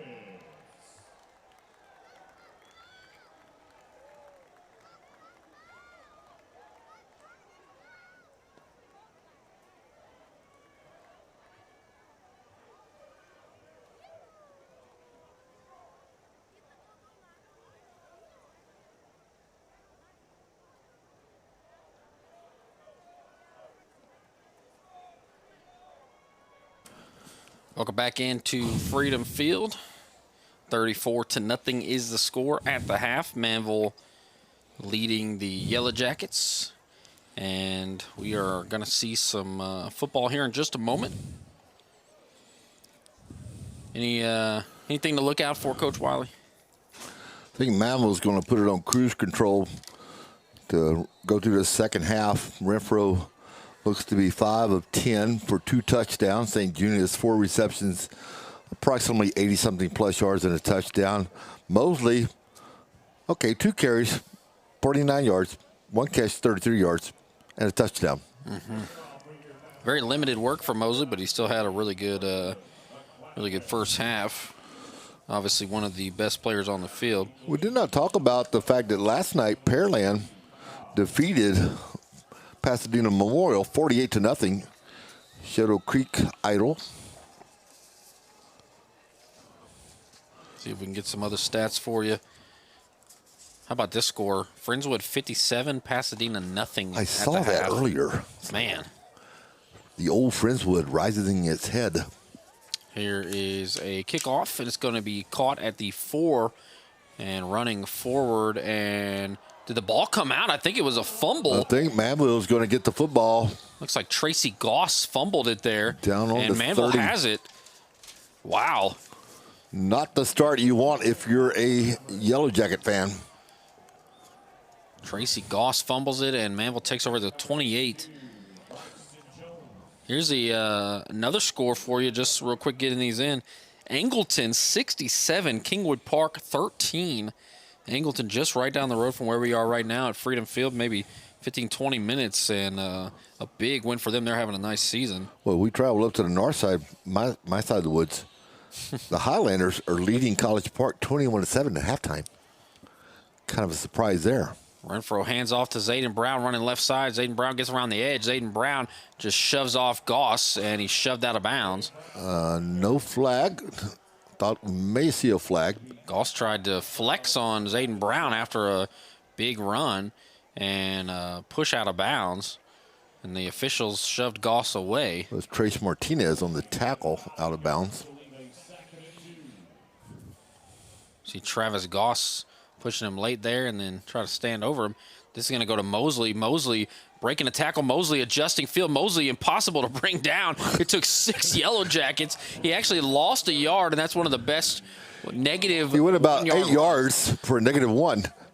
He broke 2 or 3 tackles, even injured a Yellow Jacket, but he lost a yard. It's 3rd and 3 now.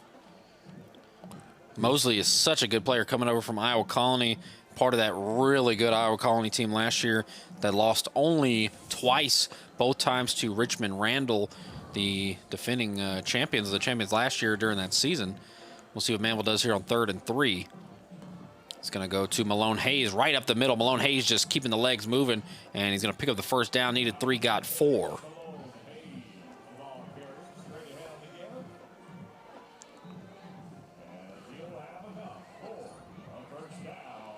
North Shore beating Channelview 49-0 at the half. North Shore flexing their muscles. Randall is beating Baytown Lee 61-0 at half. Here's a handoff to Mosley. Mosley gonna break a tackle, keep on moving, keep the legs churning down about the 8. A flag flies. I'm guessing this is gonna be a face mask or something, and Alvin's acting like they came away with the ball. We'll see what the call is. All right, I've got breaking news. Now, you wouldn't notice because you're down in this part of the country, but up in the north side, the Spring Lions are 0 for 6. Wow. They have not scored a touchdown in 6 games. Wow. That's a record. They are now leading MacArthur 13-12. Wow. In the second quarter, almost at halftime. They got a shot. They could, not only they broke their scoreless streak, they got a chance to break their losing streak. Man. That's an exciting one to watch. Alvin will take over at the 7-yard line. They do get the turnover from Mosley, who had a really nice run, but coughed it up at the end, and they go to Rosh, and Rosh will get right back near the original line of scrimmage, a yard gained, in fact. It'll be 2nd and 9. Rosh, in that first half, was the workhorse. The guy had him with 8 carries, 32 yards. Klein Oak leading Magnolia West 21-6. 2nd down and 9.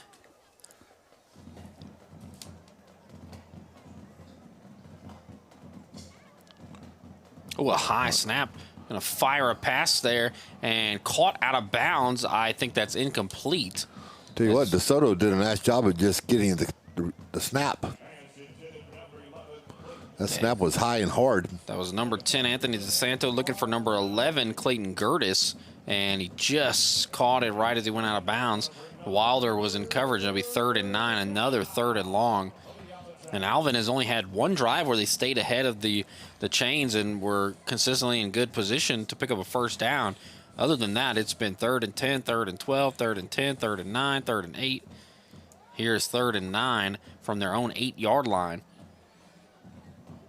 Well, you said at the beginning of the ball game, their offense has not really been in sync all year long. Bobbled, and it looks like not caught at all. Looked like maybe Perkins was going to catch that off a bobble. He had a similar catch earlier, but I guess he ended up kind of tossing it out of bounds as he spun around. An incomplete pass, and now Alvin will have to punt.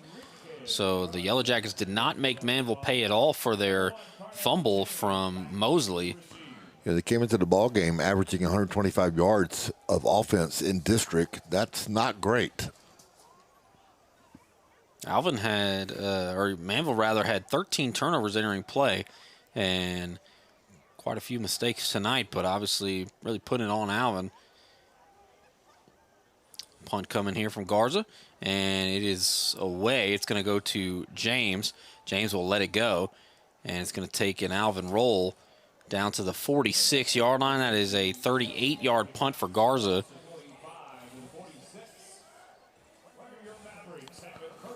Manville trying to keep their foot in that 4th position right now. They're in the 4th place hole. But it doesn't matter where you end up, as long as you can get into playoffs. As long as this is the district alignment, I think you can pretty much pencil in the 5 teams that are going to be fighting for the 4 spots. It's going to be Pearland, Dawson, Manville, Shadow Creek, and Dobie. And that's how it's been in recent history since this district was formed. And it's going to be a handoff right up the middle.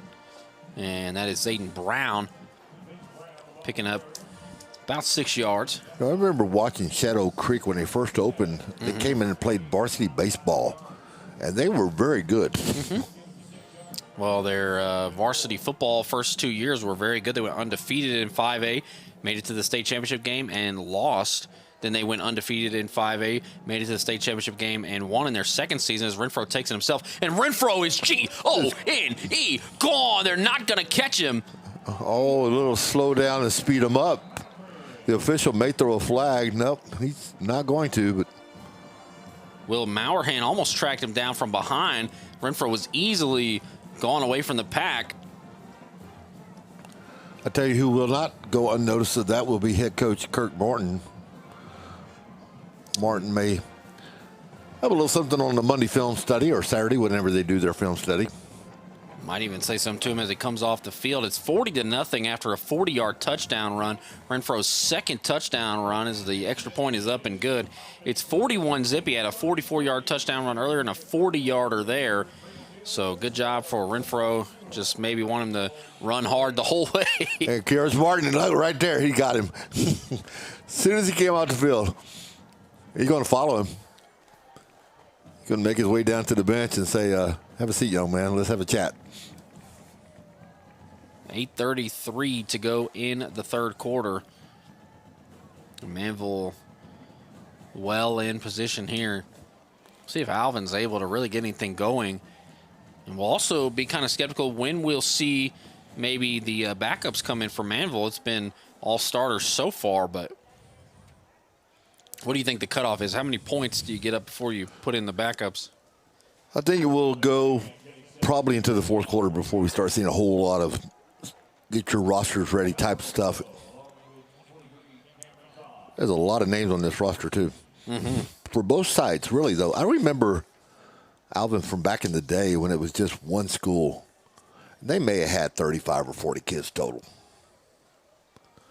Things have changed. Things have changed. 4 high schools now, Iowa Colony, Manville, Shadow Creek, and Alvin. Obviously, Shadow Creek is all the way in Pearland by the town center, but an Alvin ISD entity. And this is going to roll into the end zone. Touchback. So if I remember correctly, when I started at Client and back in the day, we would travel to Alvin because they were 2A. Wow. Little wooden stadium, lights, grass. Of course, back then everybody had grass field. There was no such thing as artificial turf. Yeah, it's changed. Kind of like Magnolia's changed.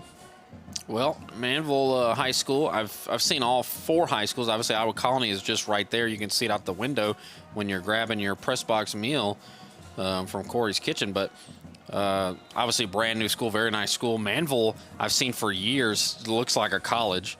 It looks like you would think Penn State would look like or something. Minus James Franklin, who's going to be a guest on College Game Day.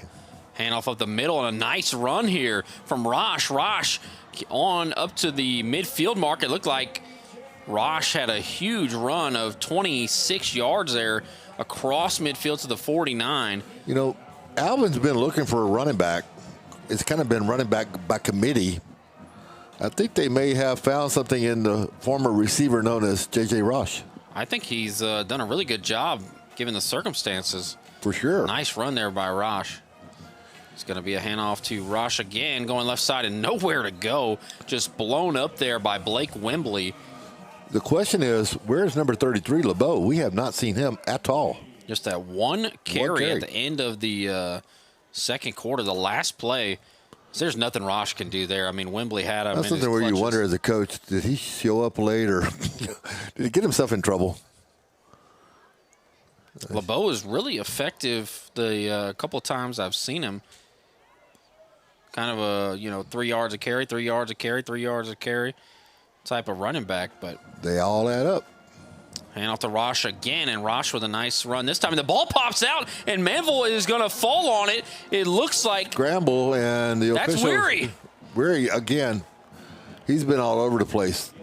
Weary has been involved in so many big defensive plays for Manville this year. Weary picks up the fumble, and the Mavericks will start at the 40. I believe he's forced 2 fumbles. He's forced 2 interceptions with tip passes. One of them he caught himself. Almost have one himself. And he's recovered 2 fumbles.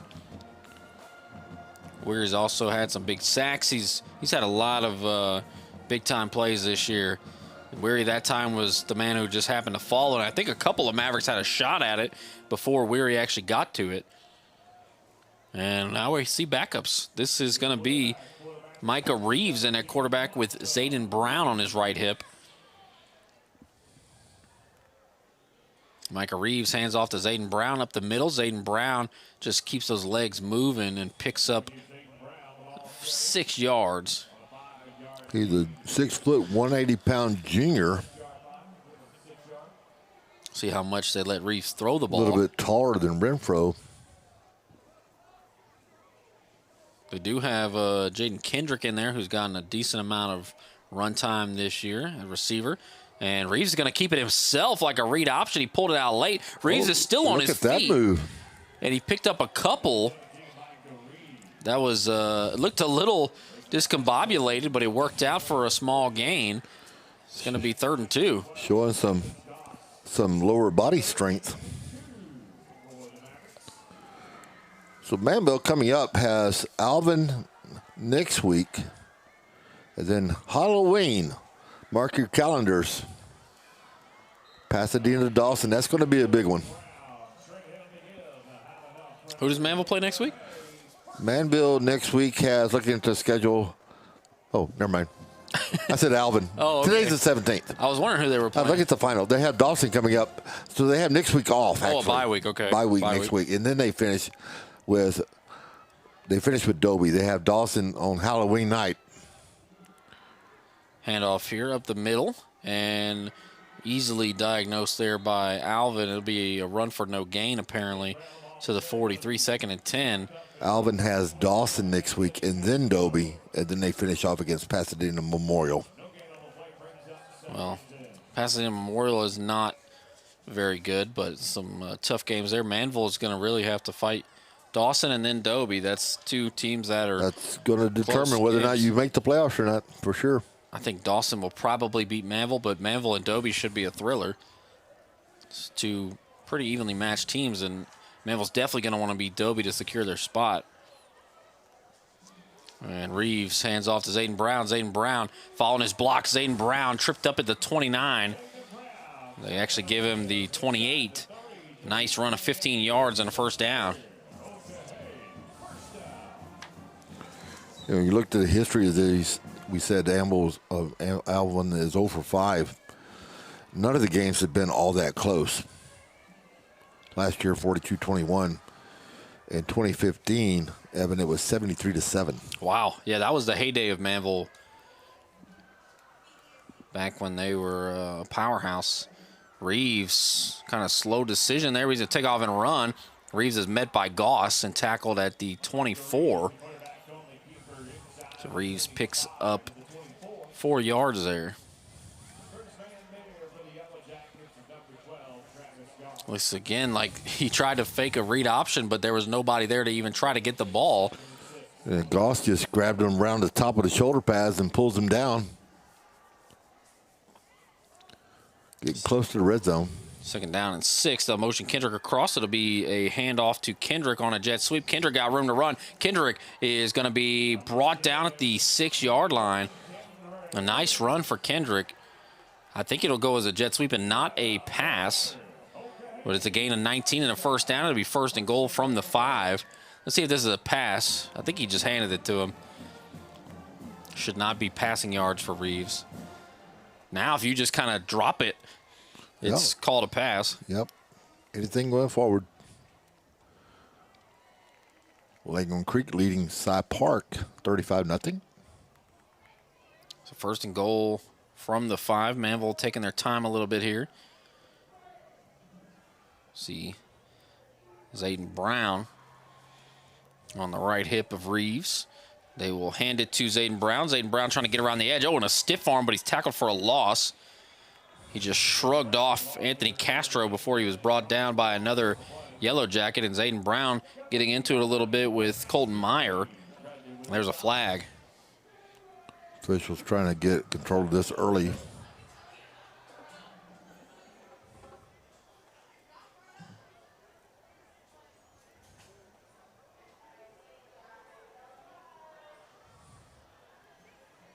We go up to the Dallas area. Duncanville leading Lancaster 21-3. Duncanville always going deep in the playoffs along with DeSoto.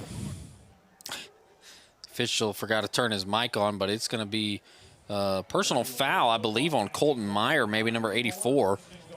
Didn't say a number, so don't know, but that was who we saw getting involved with Zayden Brown at the end of the play. So they'll move the ball up.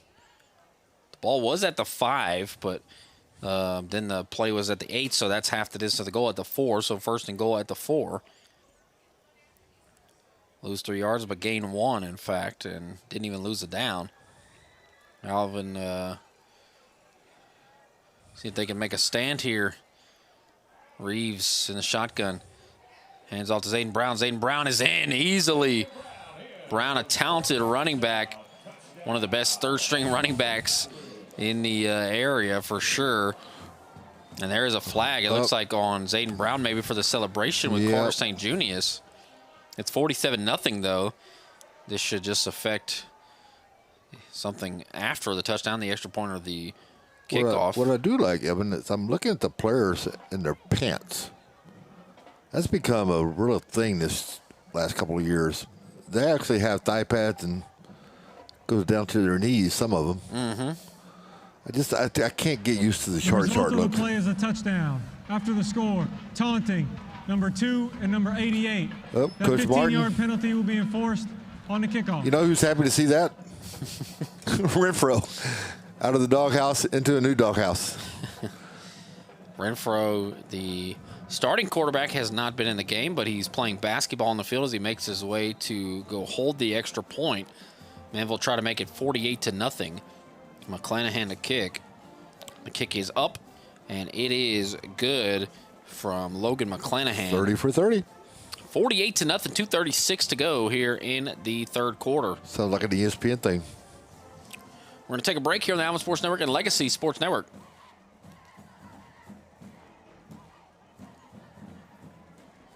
Them with strains and sniffles. That's why Houston Methodist has primary care near you, with a network of specialists and same-day clinics to keep you healthy. That's the difference between practicing medicine and leading it for you. Houston Methodist, leading medicine.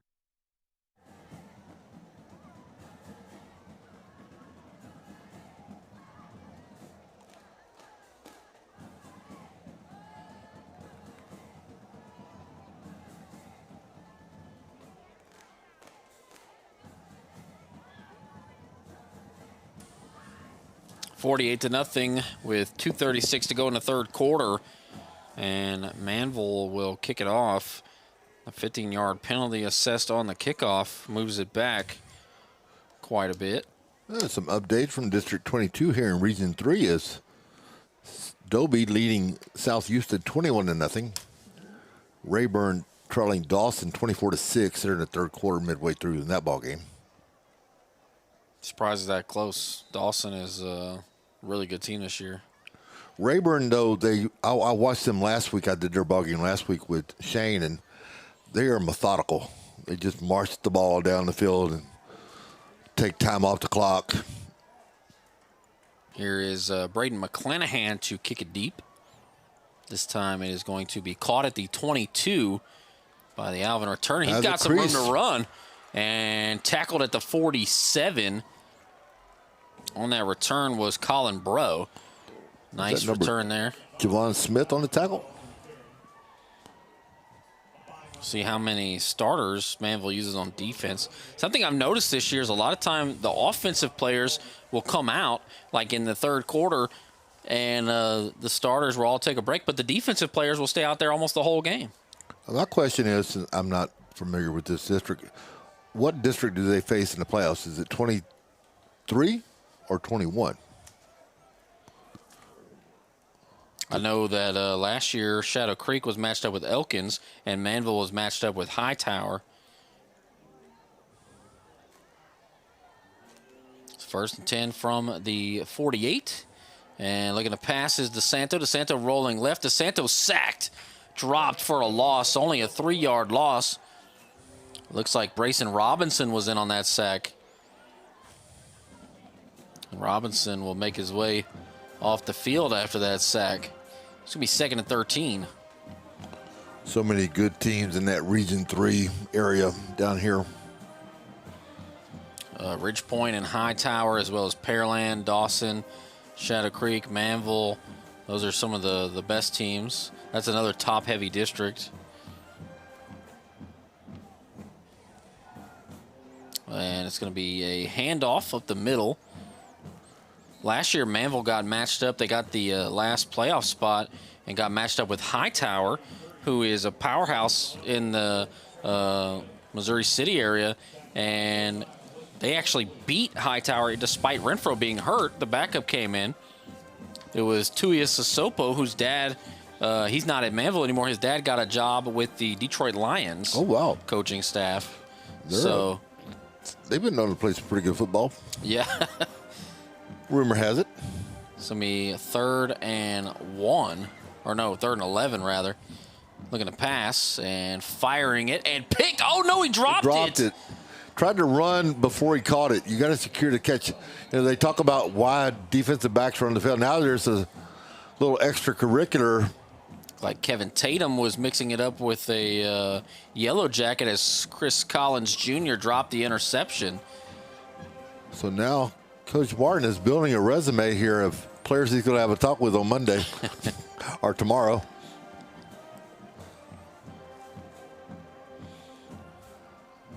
Both schools, Alvin ISD, so you never want to see that. Well, the chances are a lot of these kids know each other very well. Mm-hmm. A lot of them play on the same youth football leagues growing up. You can bet. I think even more going forward is going to be Manville and Iowa Colony. These two schools are very close in proximity, and you even see some kids transferring already. How long has Iowa Colony been open? This is only, I think, year 4, something in that range. I had never even heard of them. I was talking to Ron Franklin last night. The only Iowa that keeps coming into my mind is Iowa Park, which is way up in the North Texas, past Amarillo area. Yeah, Iowa Colony, I believe. I could look it up. I think they opened either in 2022. So a couple of years. Their first year, I think, was no varsity. Yeah, and then you normally start with freshman, sophomore. Then they had 4A, and then they were in 5A last year with Randall, and they were the two best teams in 5A. Iowa Colony duked it out with Randall, and Randall ended up winning it all, narrowly beating Iowa Colony, and they're fantastic. I'll tell you what. We'll see the flags and what ultimately comes of this here in a moment. A lot of times this will be, well, the officials are talking with Coach Martin, and I don't know if we're going to have an ejection or not. They opened in 2022, which is what I thought. After the play, there are fouls on both teams. Unsportsmanlike conduct, defense number 33. Unsportsmanlike conduct, offense number 33. Number 33 from Alvin is disqualified from the game. That's Logan LeBeau. LeBeau, who we have not talked about that much. You know, that's probably, though, Evan, that's a case where LeBeau, normally their starting running back, has not gotten many carries. We've only seen him a couple of times. That's some frustration right there on his part, probably. So here's the punt coming for Alvin. 4th and 11 with the offsetting penalties. The kick is almost blocked. Almost blocked. You're right about that. And it takes an Alvin roll, and it's picked up by Collins Jr. Collins has a head of steam. Collins around the edge. Collins with a risky play. He's got Garza to beat, and he's tackled down at about the 38. Wow, a big return from Collins Jr., kind of impromptu. He just kind of said, well, everybody kind of looking. I'm just going to go ahead and snatch this off the turf. See what I can do with it.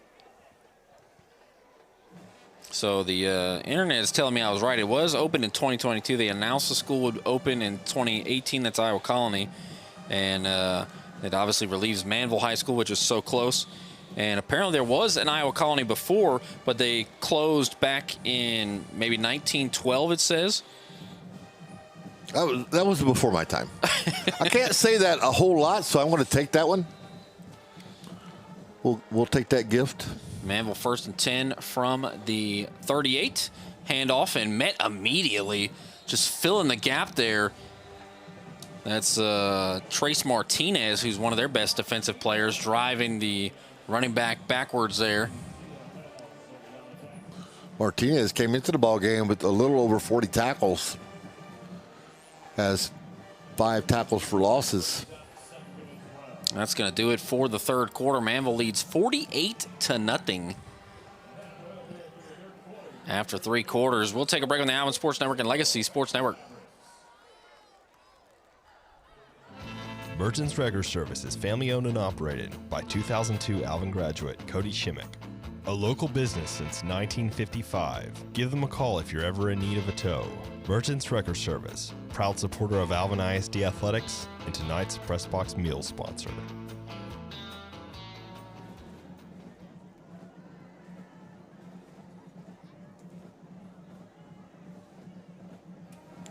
Start of the fourth quarter upcoming here. Flip ends of the field.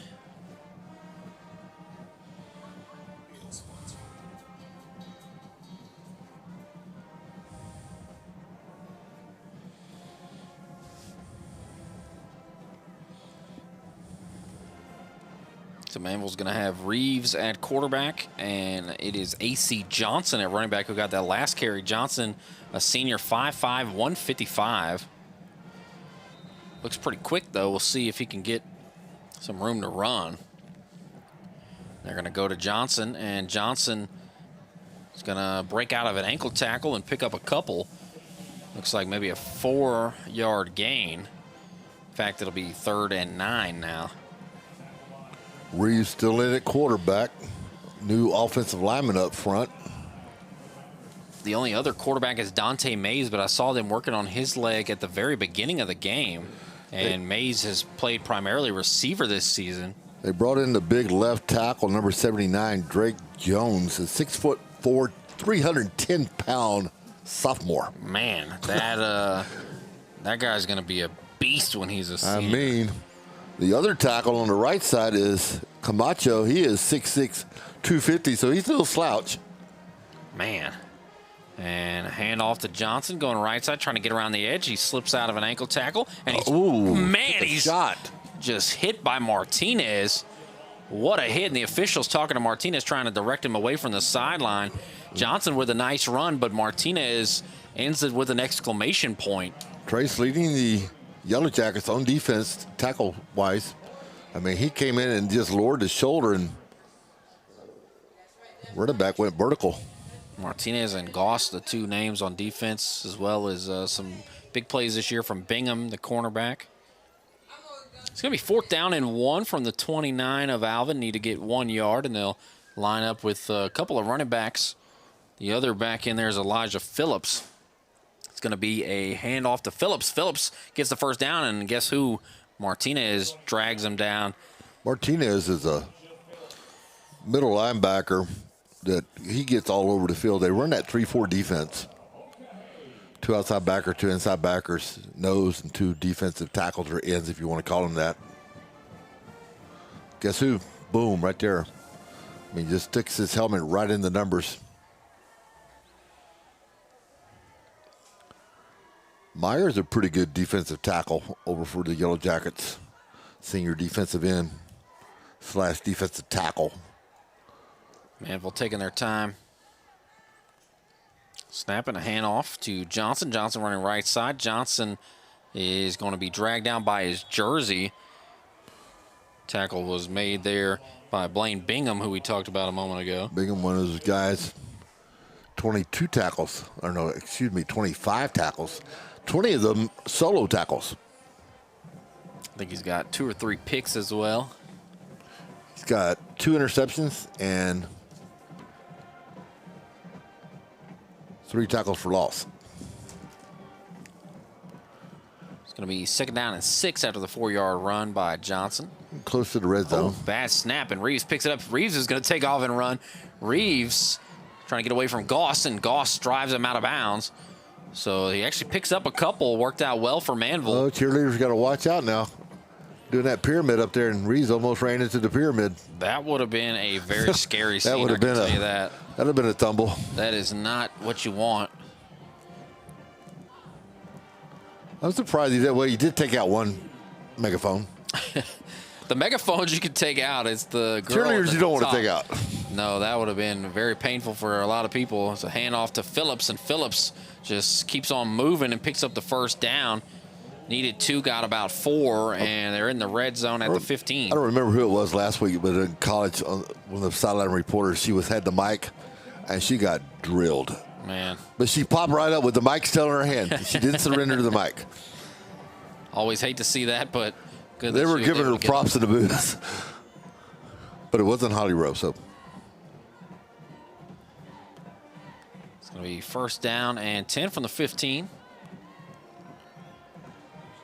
Number 54, Jaden Chase, the big senior offensive guard, 290, 6'2". Running play here again for Johnson. Johnson getting around the edge. Johnson, and he is in. Untouched. Touchdown for Johnson. They never got a hand on him. Now some later pushing and shoving, but don't see any flags. And it looks like Manville's going to have a 54-0 lead, possibly 55-0. Well, we're not going to say that, but Clanahan's not been perfect all season long. But he has. The long snapper, Will Terry, is also a tight end. He's committed to TCU. Haven't called his name in the passing game tonight, but a TCU commit is a good thing. Obviously a good snapper. Had a lot of success, has Manville in the kicking game. It's 55-0 with 9:17 to go in the 4th quarter. Those deep snappers, if you do a good job, you can land yourself somewhere, play some upper-level ball. You are correct about that. Nothing. I tried that my freshman year, but I never could really grasp the. I was okay. I wasn't great. 55 to another 9. Basically, you're throwing it like throwing a pass. Mm-hmm. Between your legs. Between your legs. Got tickets you can't use like Quick Assist Help. One app lists your tickets on every marketplace simultaneously and takes the hassle out of reselling your tickets. Download the app today by scanning the QR code on our website. Quick Assist, your ticket everywhere. I went to the website last night and it automatically popped open. I was like, what did that do? 55-0. And we'll see. This is Braden McClanahan. He's actually the older of the McClanahans. Logan is a sophomore. Braden is a senior. Both kickers. And a kickoff coming from Braden McClanahan. And it's going to be caught at the 14 and hit. Immediately goes down. Big shot there on Colin Bro. The hit coming from Jordan Jackson. Manville looking to push their record now to 4-2 in district play, 5-3 overall. Alvin will fall to 1-4 and 2-5.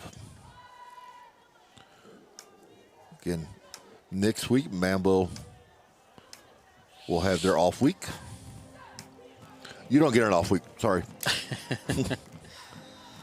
It's always fun to be here on Friday nights at Freedom Field. Hey, if I was you, I would not take an off week anyway. I mean, you got it made, my friend. Alvin ISD has done a great job with this facility, especially with the production. Production is fantastic. The production is good too. Shotgun snap from DeSanto. DeSanto scrambling. DeSanto fires it, and it's going to be off the hands of Bro. It looked like a catchable pass there. The perks that we don't get up in the north side, at least in my area. We used to. Definitely one of the nicest facilities here at Freedom Field. Have you seen, I think it was on X, formerly known as Twitter, the facilities of Melissa ISD? Yeah. Crazy. Oh, my goodness. You've been to the new LaPorte Stadium? I have not. That is supposed to be the talk of the town like last year or so. Haven't been there either, but did cover them last year in NRG. Here's a pass from DeSanto, and it goes off the hands of the receiver and then a Manville defensive back. Now, we did go to Dyken. Oh, yeah, and Waller. Yeah, and that nice is, facility. I mean. Nice facility. You look over it because, you know, being from playing at or coaching at Magnolia for 10 years, we played Waller all the time. You can still see the old Waller Stadium from Dyken Field, and I mean it's like night and day. Well, I feel like Dyken is kind of like a smaller version of this. It's a kind of a similar look. Now they do say, the guy was telling us, we'll come back to it after the play. Be 3rd down and 10 here. Trips to the left, and DeSanto looking to pass. DeSanto steps up in the pocket. He's sacked from behind. The technology guy at Waller was telling us that when they built the stadium, the guy that put all the money into it, that basically owns Dyken, wanted the biggest scoreboard in the state of Texas. Did they get it? They got it. It's not wide, but it's tall. Yeah, it's tall. I got a couple of playoff games there last year, and it's a nice facility, but... Well, that's like even Thorne. Remember the old Thorne? Have you been to the revised Thorne? Offsides. Defense number 22. It is 5-yard penalty. nothing like the old Thorne. Yeah. We did a playoff game last year with Conroe there. Offsides on Manville will give Alvin the ball back after the sack. So we'll see what they do here. They actually redid Buddy Moore's stadium last year and on the home side. And it's a lot different up in the press box area. Texas high school football is crazy with all these amazing giant stadiums as a Yellow Jacket runs in on the field late and the umpire stops the thing a lot of people don't snapping. realize, they always talk about what's going to affect their taxes. It's a lot of the corporate sponsors that get the stadiums built. Looking to pass is DeSanto. DeSanto fires one and hits a man, and it's popped out of the hands. It looked like it was Alex Avidia, the intended receiver. So now Alvin's going to have to punt just to play later in a little bit better field position. Going so back many nice stadiums. Number, is that 10 or 12? I think it's 18 back to return. Xavier Green. But, I mean, you got Katy has 2 stadiums in the same parking lot. Challenger Stadium in League City area has a really nice stadium. Freedom Field's super nice. Well, the coldest ones I remember standing in was the old road stadium. That wind would come down that tunnel. Looking to punt here, and a low bouncing punt, and Green's just going to let it go wisely, and it'll roll near the 32-yard line. We played Katie Taylor there one year, and it was a little chilly with that wind whipping down on us. I had a playoff game at Challenger a couple of years ago, Clear Falls and Katie Taylor. Katie Taylor was a clear favorite, and I think it was about 38 degrees that day, super windy, and Katie Taylor was trying to march down the field. They had missed an extra point. The wind blew it backwards, and so then they had to try to go down the field and score, down 10-9 in the fourth quarter, but the wind was blowing in their face. They couldn't even throw the ball. They threw it up in the air, and it would get picked off because the wind would just knock it down. I think we had over 35-mile-an-hour winds that day. Yeah, that wind, it gets in that tunnel, and it just stays. Running right side is Malone Hayes, and Malone Hayes drags a tackler down to the 46. Gain of 14 and a first down. I think the coolest stadium was when we were in Magnolia. We used to play St. Thomas. They have great facilities. We would play at Rice Stadium. Oh, that is always fun. What wasn't fun is carrying the camera stuff up there, because back in those days you had the big cameras with the big box that you could dub tape, VCR tape, which doesn't even exist nowadays. If I want to go really back to Hardin, where we had the real tape, the old 8 millimeter tape. Handoff to Johnson. Johnson, not a lot doing there. Looks like they'll probably give him no gain. St. Thomas, great facilities. They're one of our legacy partners. That's one of the best baseball facilities I saw that state. Last year. I watched a couple of games streaming, and I asked Gerald, like, where are they playing? He goes, oh, that's St. Thomas baseball field. I'm like, are you serious? I covered JUCO baseball for Alvin College and all the other schools, and even the JUCO guys are like, that is a facility right there. They got chairs like we have right here. Running forward for maybe 6 or 7 yards there. Yeah, it's a tremendous facility. You know, football and baseball have so many nice facilities, and basketball has come a long way. I was surprised. I went to a basketball game. I think it was out in trying to remember the name of the town out there. I think it was Winnie. They have a high school over there that has a fantastic East gym. Chambers. Yeah, that's a fantastic gym. Oh, yeah. East Chambers used to be in our district when I was at, where was I? Trinity. 3rd down and 4, and they go back to Johnson. He got a couple, but he's not going to pick up the first down. It's going to be 4th and 1, maybe 4th and a yard and a half. We had East Chambers, Deweyville, Evanville, Burkeville, all those little schools out towards Beaumont. Anything that ends in Ville. Anything with the Ville. We made the Ville trips quite often. So 4th down and 2, and Manville's going to go for it. The ball is spotted at the 46 of Alvin. They need to get to the 44. Actually, I was at Hardin. That's right. Oop, they jumped off sides, and they're going to blow it dead. Shouldn't have blew it dead unless it's a false start, so we'll see. But it did look like an Alvin Yellow Jacket jumped off sides. Right side of that defensive line got into the neutral zone, and that's what they're going to talk about. Was he? You're not supposed to blow it dead, though, if it's offside, so Quick which makes whistle. me think it's a false start. Maybe there's a reason he jumped offside. On that left side is number 60. Just talked about Noah Cantu, the senior offensive lineman.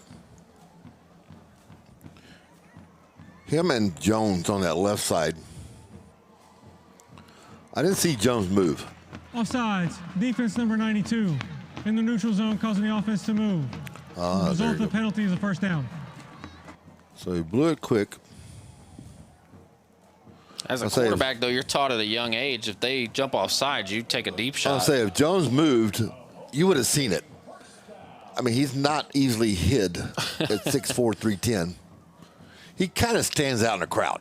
Automatic first down there. They only needed 2 yards anyway, got 5, so Going to be running right side is Johnson, and Johnson scampers out of bounds around the 36. Manville likes to attack the edge.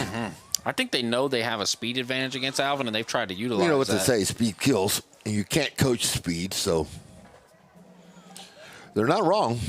I think Alvin, for the most part, is Whoever pretty they is. sound.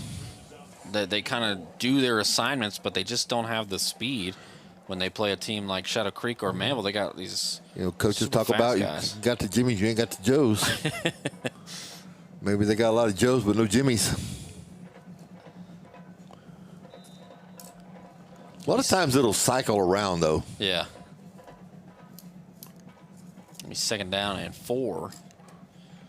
Alvin does have a guy in the NFL right now, Gunnar Olszewski. Big return man. Alvin calls a timeout with 4:35 to go.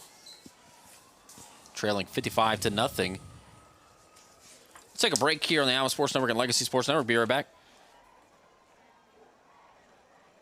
Them with strains and sniffles. That's why Houston Methodist has primary care near you, with a network of specialists and same-day clinics to keep you healthy. That's the difference between practicing medicine and leading it for you. Houston Methodist, leading medicine.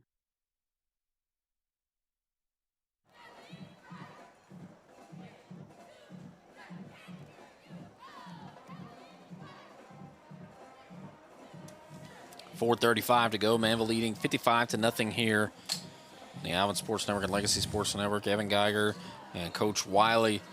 Dawson now up 31-6 against Sam Rayburn. Dawson, a pretty good team. Got to see them here against Shadow Creek. That game went to double overtime. Ooh, extra pay. Dawson won it. For who? Somebody, not you. Somebody. Second down. And don't we get overtime? That would be nice. I might have to review the employee contract manual. Yeah. Hand off to Phillips, going left side, and Phillips picks up a couple. He's been good for a couple every carry he's First got. thing you got to do is find the employee manual. That would be the tricky part. Third down and 2.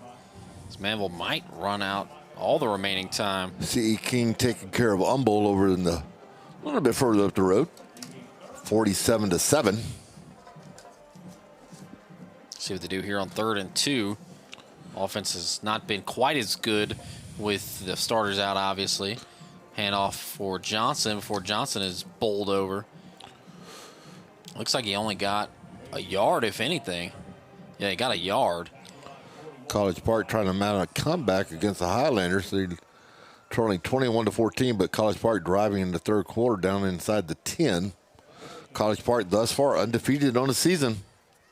Ryan Esparza with the tackle there. 4th down and 2. And Manville, of course, is going to go for it from the 32-yard line. Manville really taking their time.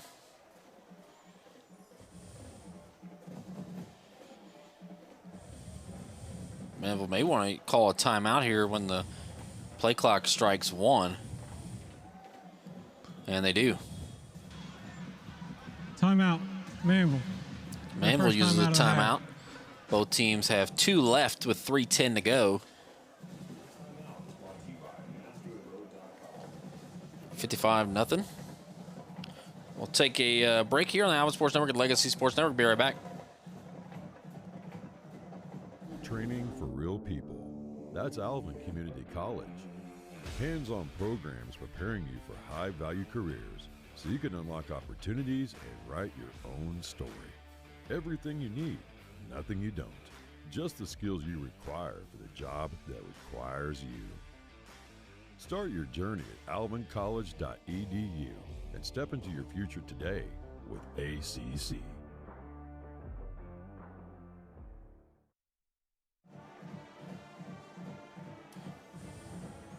$55-0. 3:10 to go. Manville with a 4th and 2. We'll see what they do. Looks like they're going to run it maybe with Johnson, or see if Reeves wants to try something a little fancier. Been a lot of handoffs for him.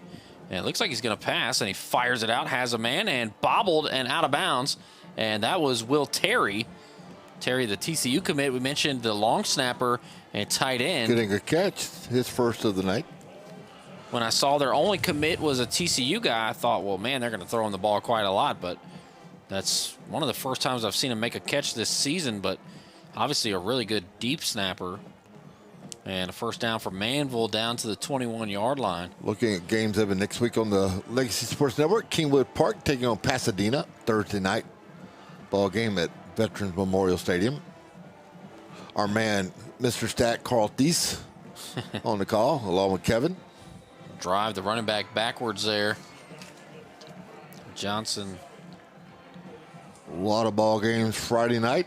We have 6 on the agenda. And then Saturday, Pasadena Memorial and South Houston will tangle at Veterans Memorial. We got any games tomorrow? No games tomorrow.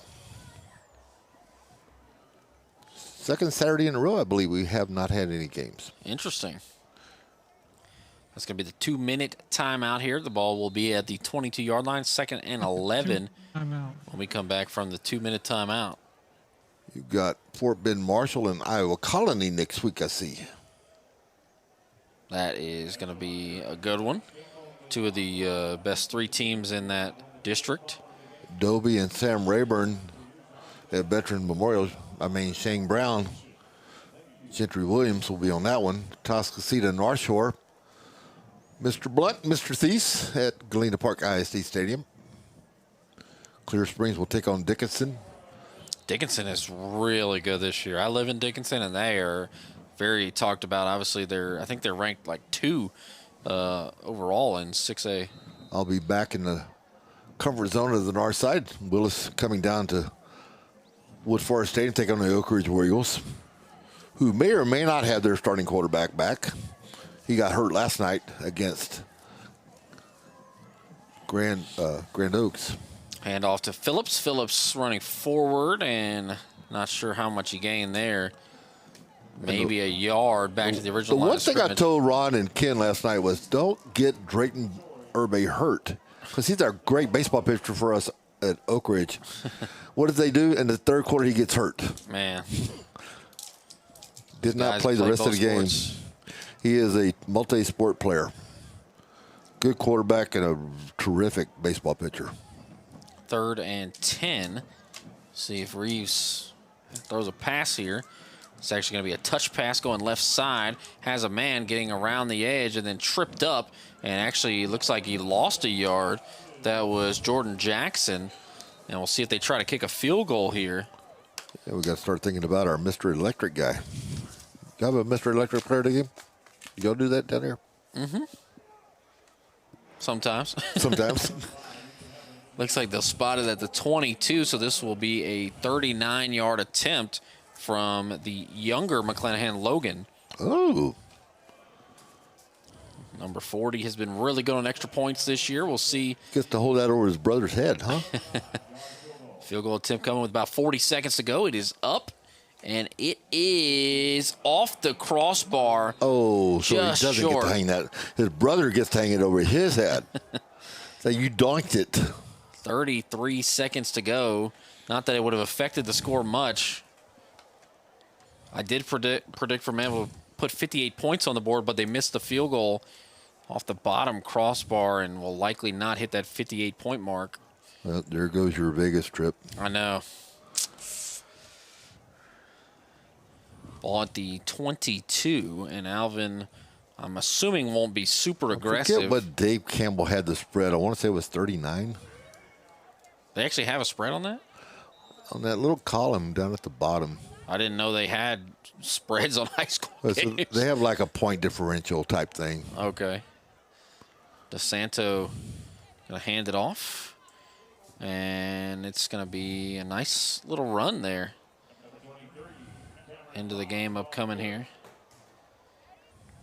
I don't know if they're going to snap it again. Looks like they're trying to go quickly and get one more play in there. It's Cameron Fobbs, the running back. Looking to pass is DeSanto, fires it out, hits a man, and tackled immediately. That was Alex Avidia. And that should do it for this one. It should end with a score of 55-0 in favor of the Manville Mavericks. So Manville improves to 5-3. Alvin falls to 2-5. And Manville with a big victory. What's funny is Shadow Creek played Alvin, and they also won 55-0 here. Yeah, like a little minus number up on the right-hand side. So Alvin drops here to Manville 55-0. They've done that to both of their Alvin ISD opponents this season. Coach Wiley, give me your final thoughts here on this big win for Manville. Total impressiveness by the Manville Mavericks. I thought they were going to be good, and they are very good in a very tough district, but they keep their playoff foot in the door, and that's all you can ask for. Renfro, the real deal. 55-0, the final score. Evan Geiger and Coach Randy Wiley for Legacy Sports Network and Alvin Sports Network. Thank you so much for watching, and have a great night.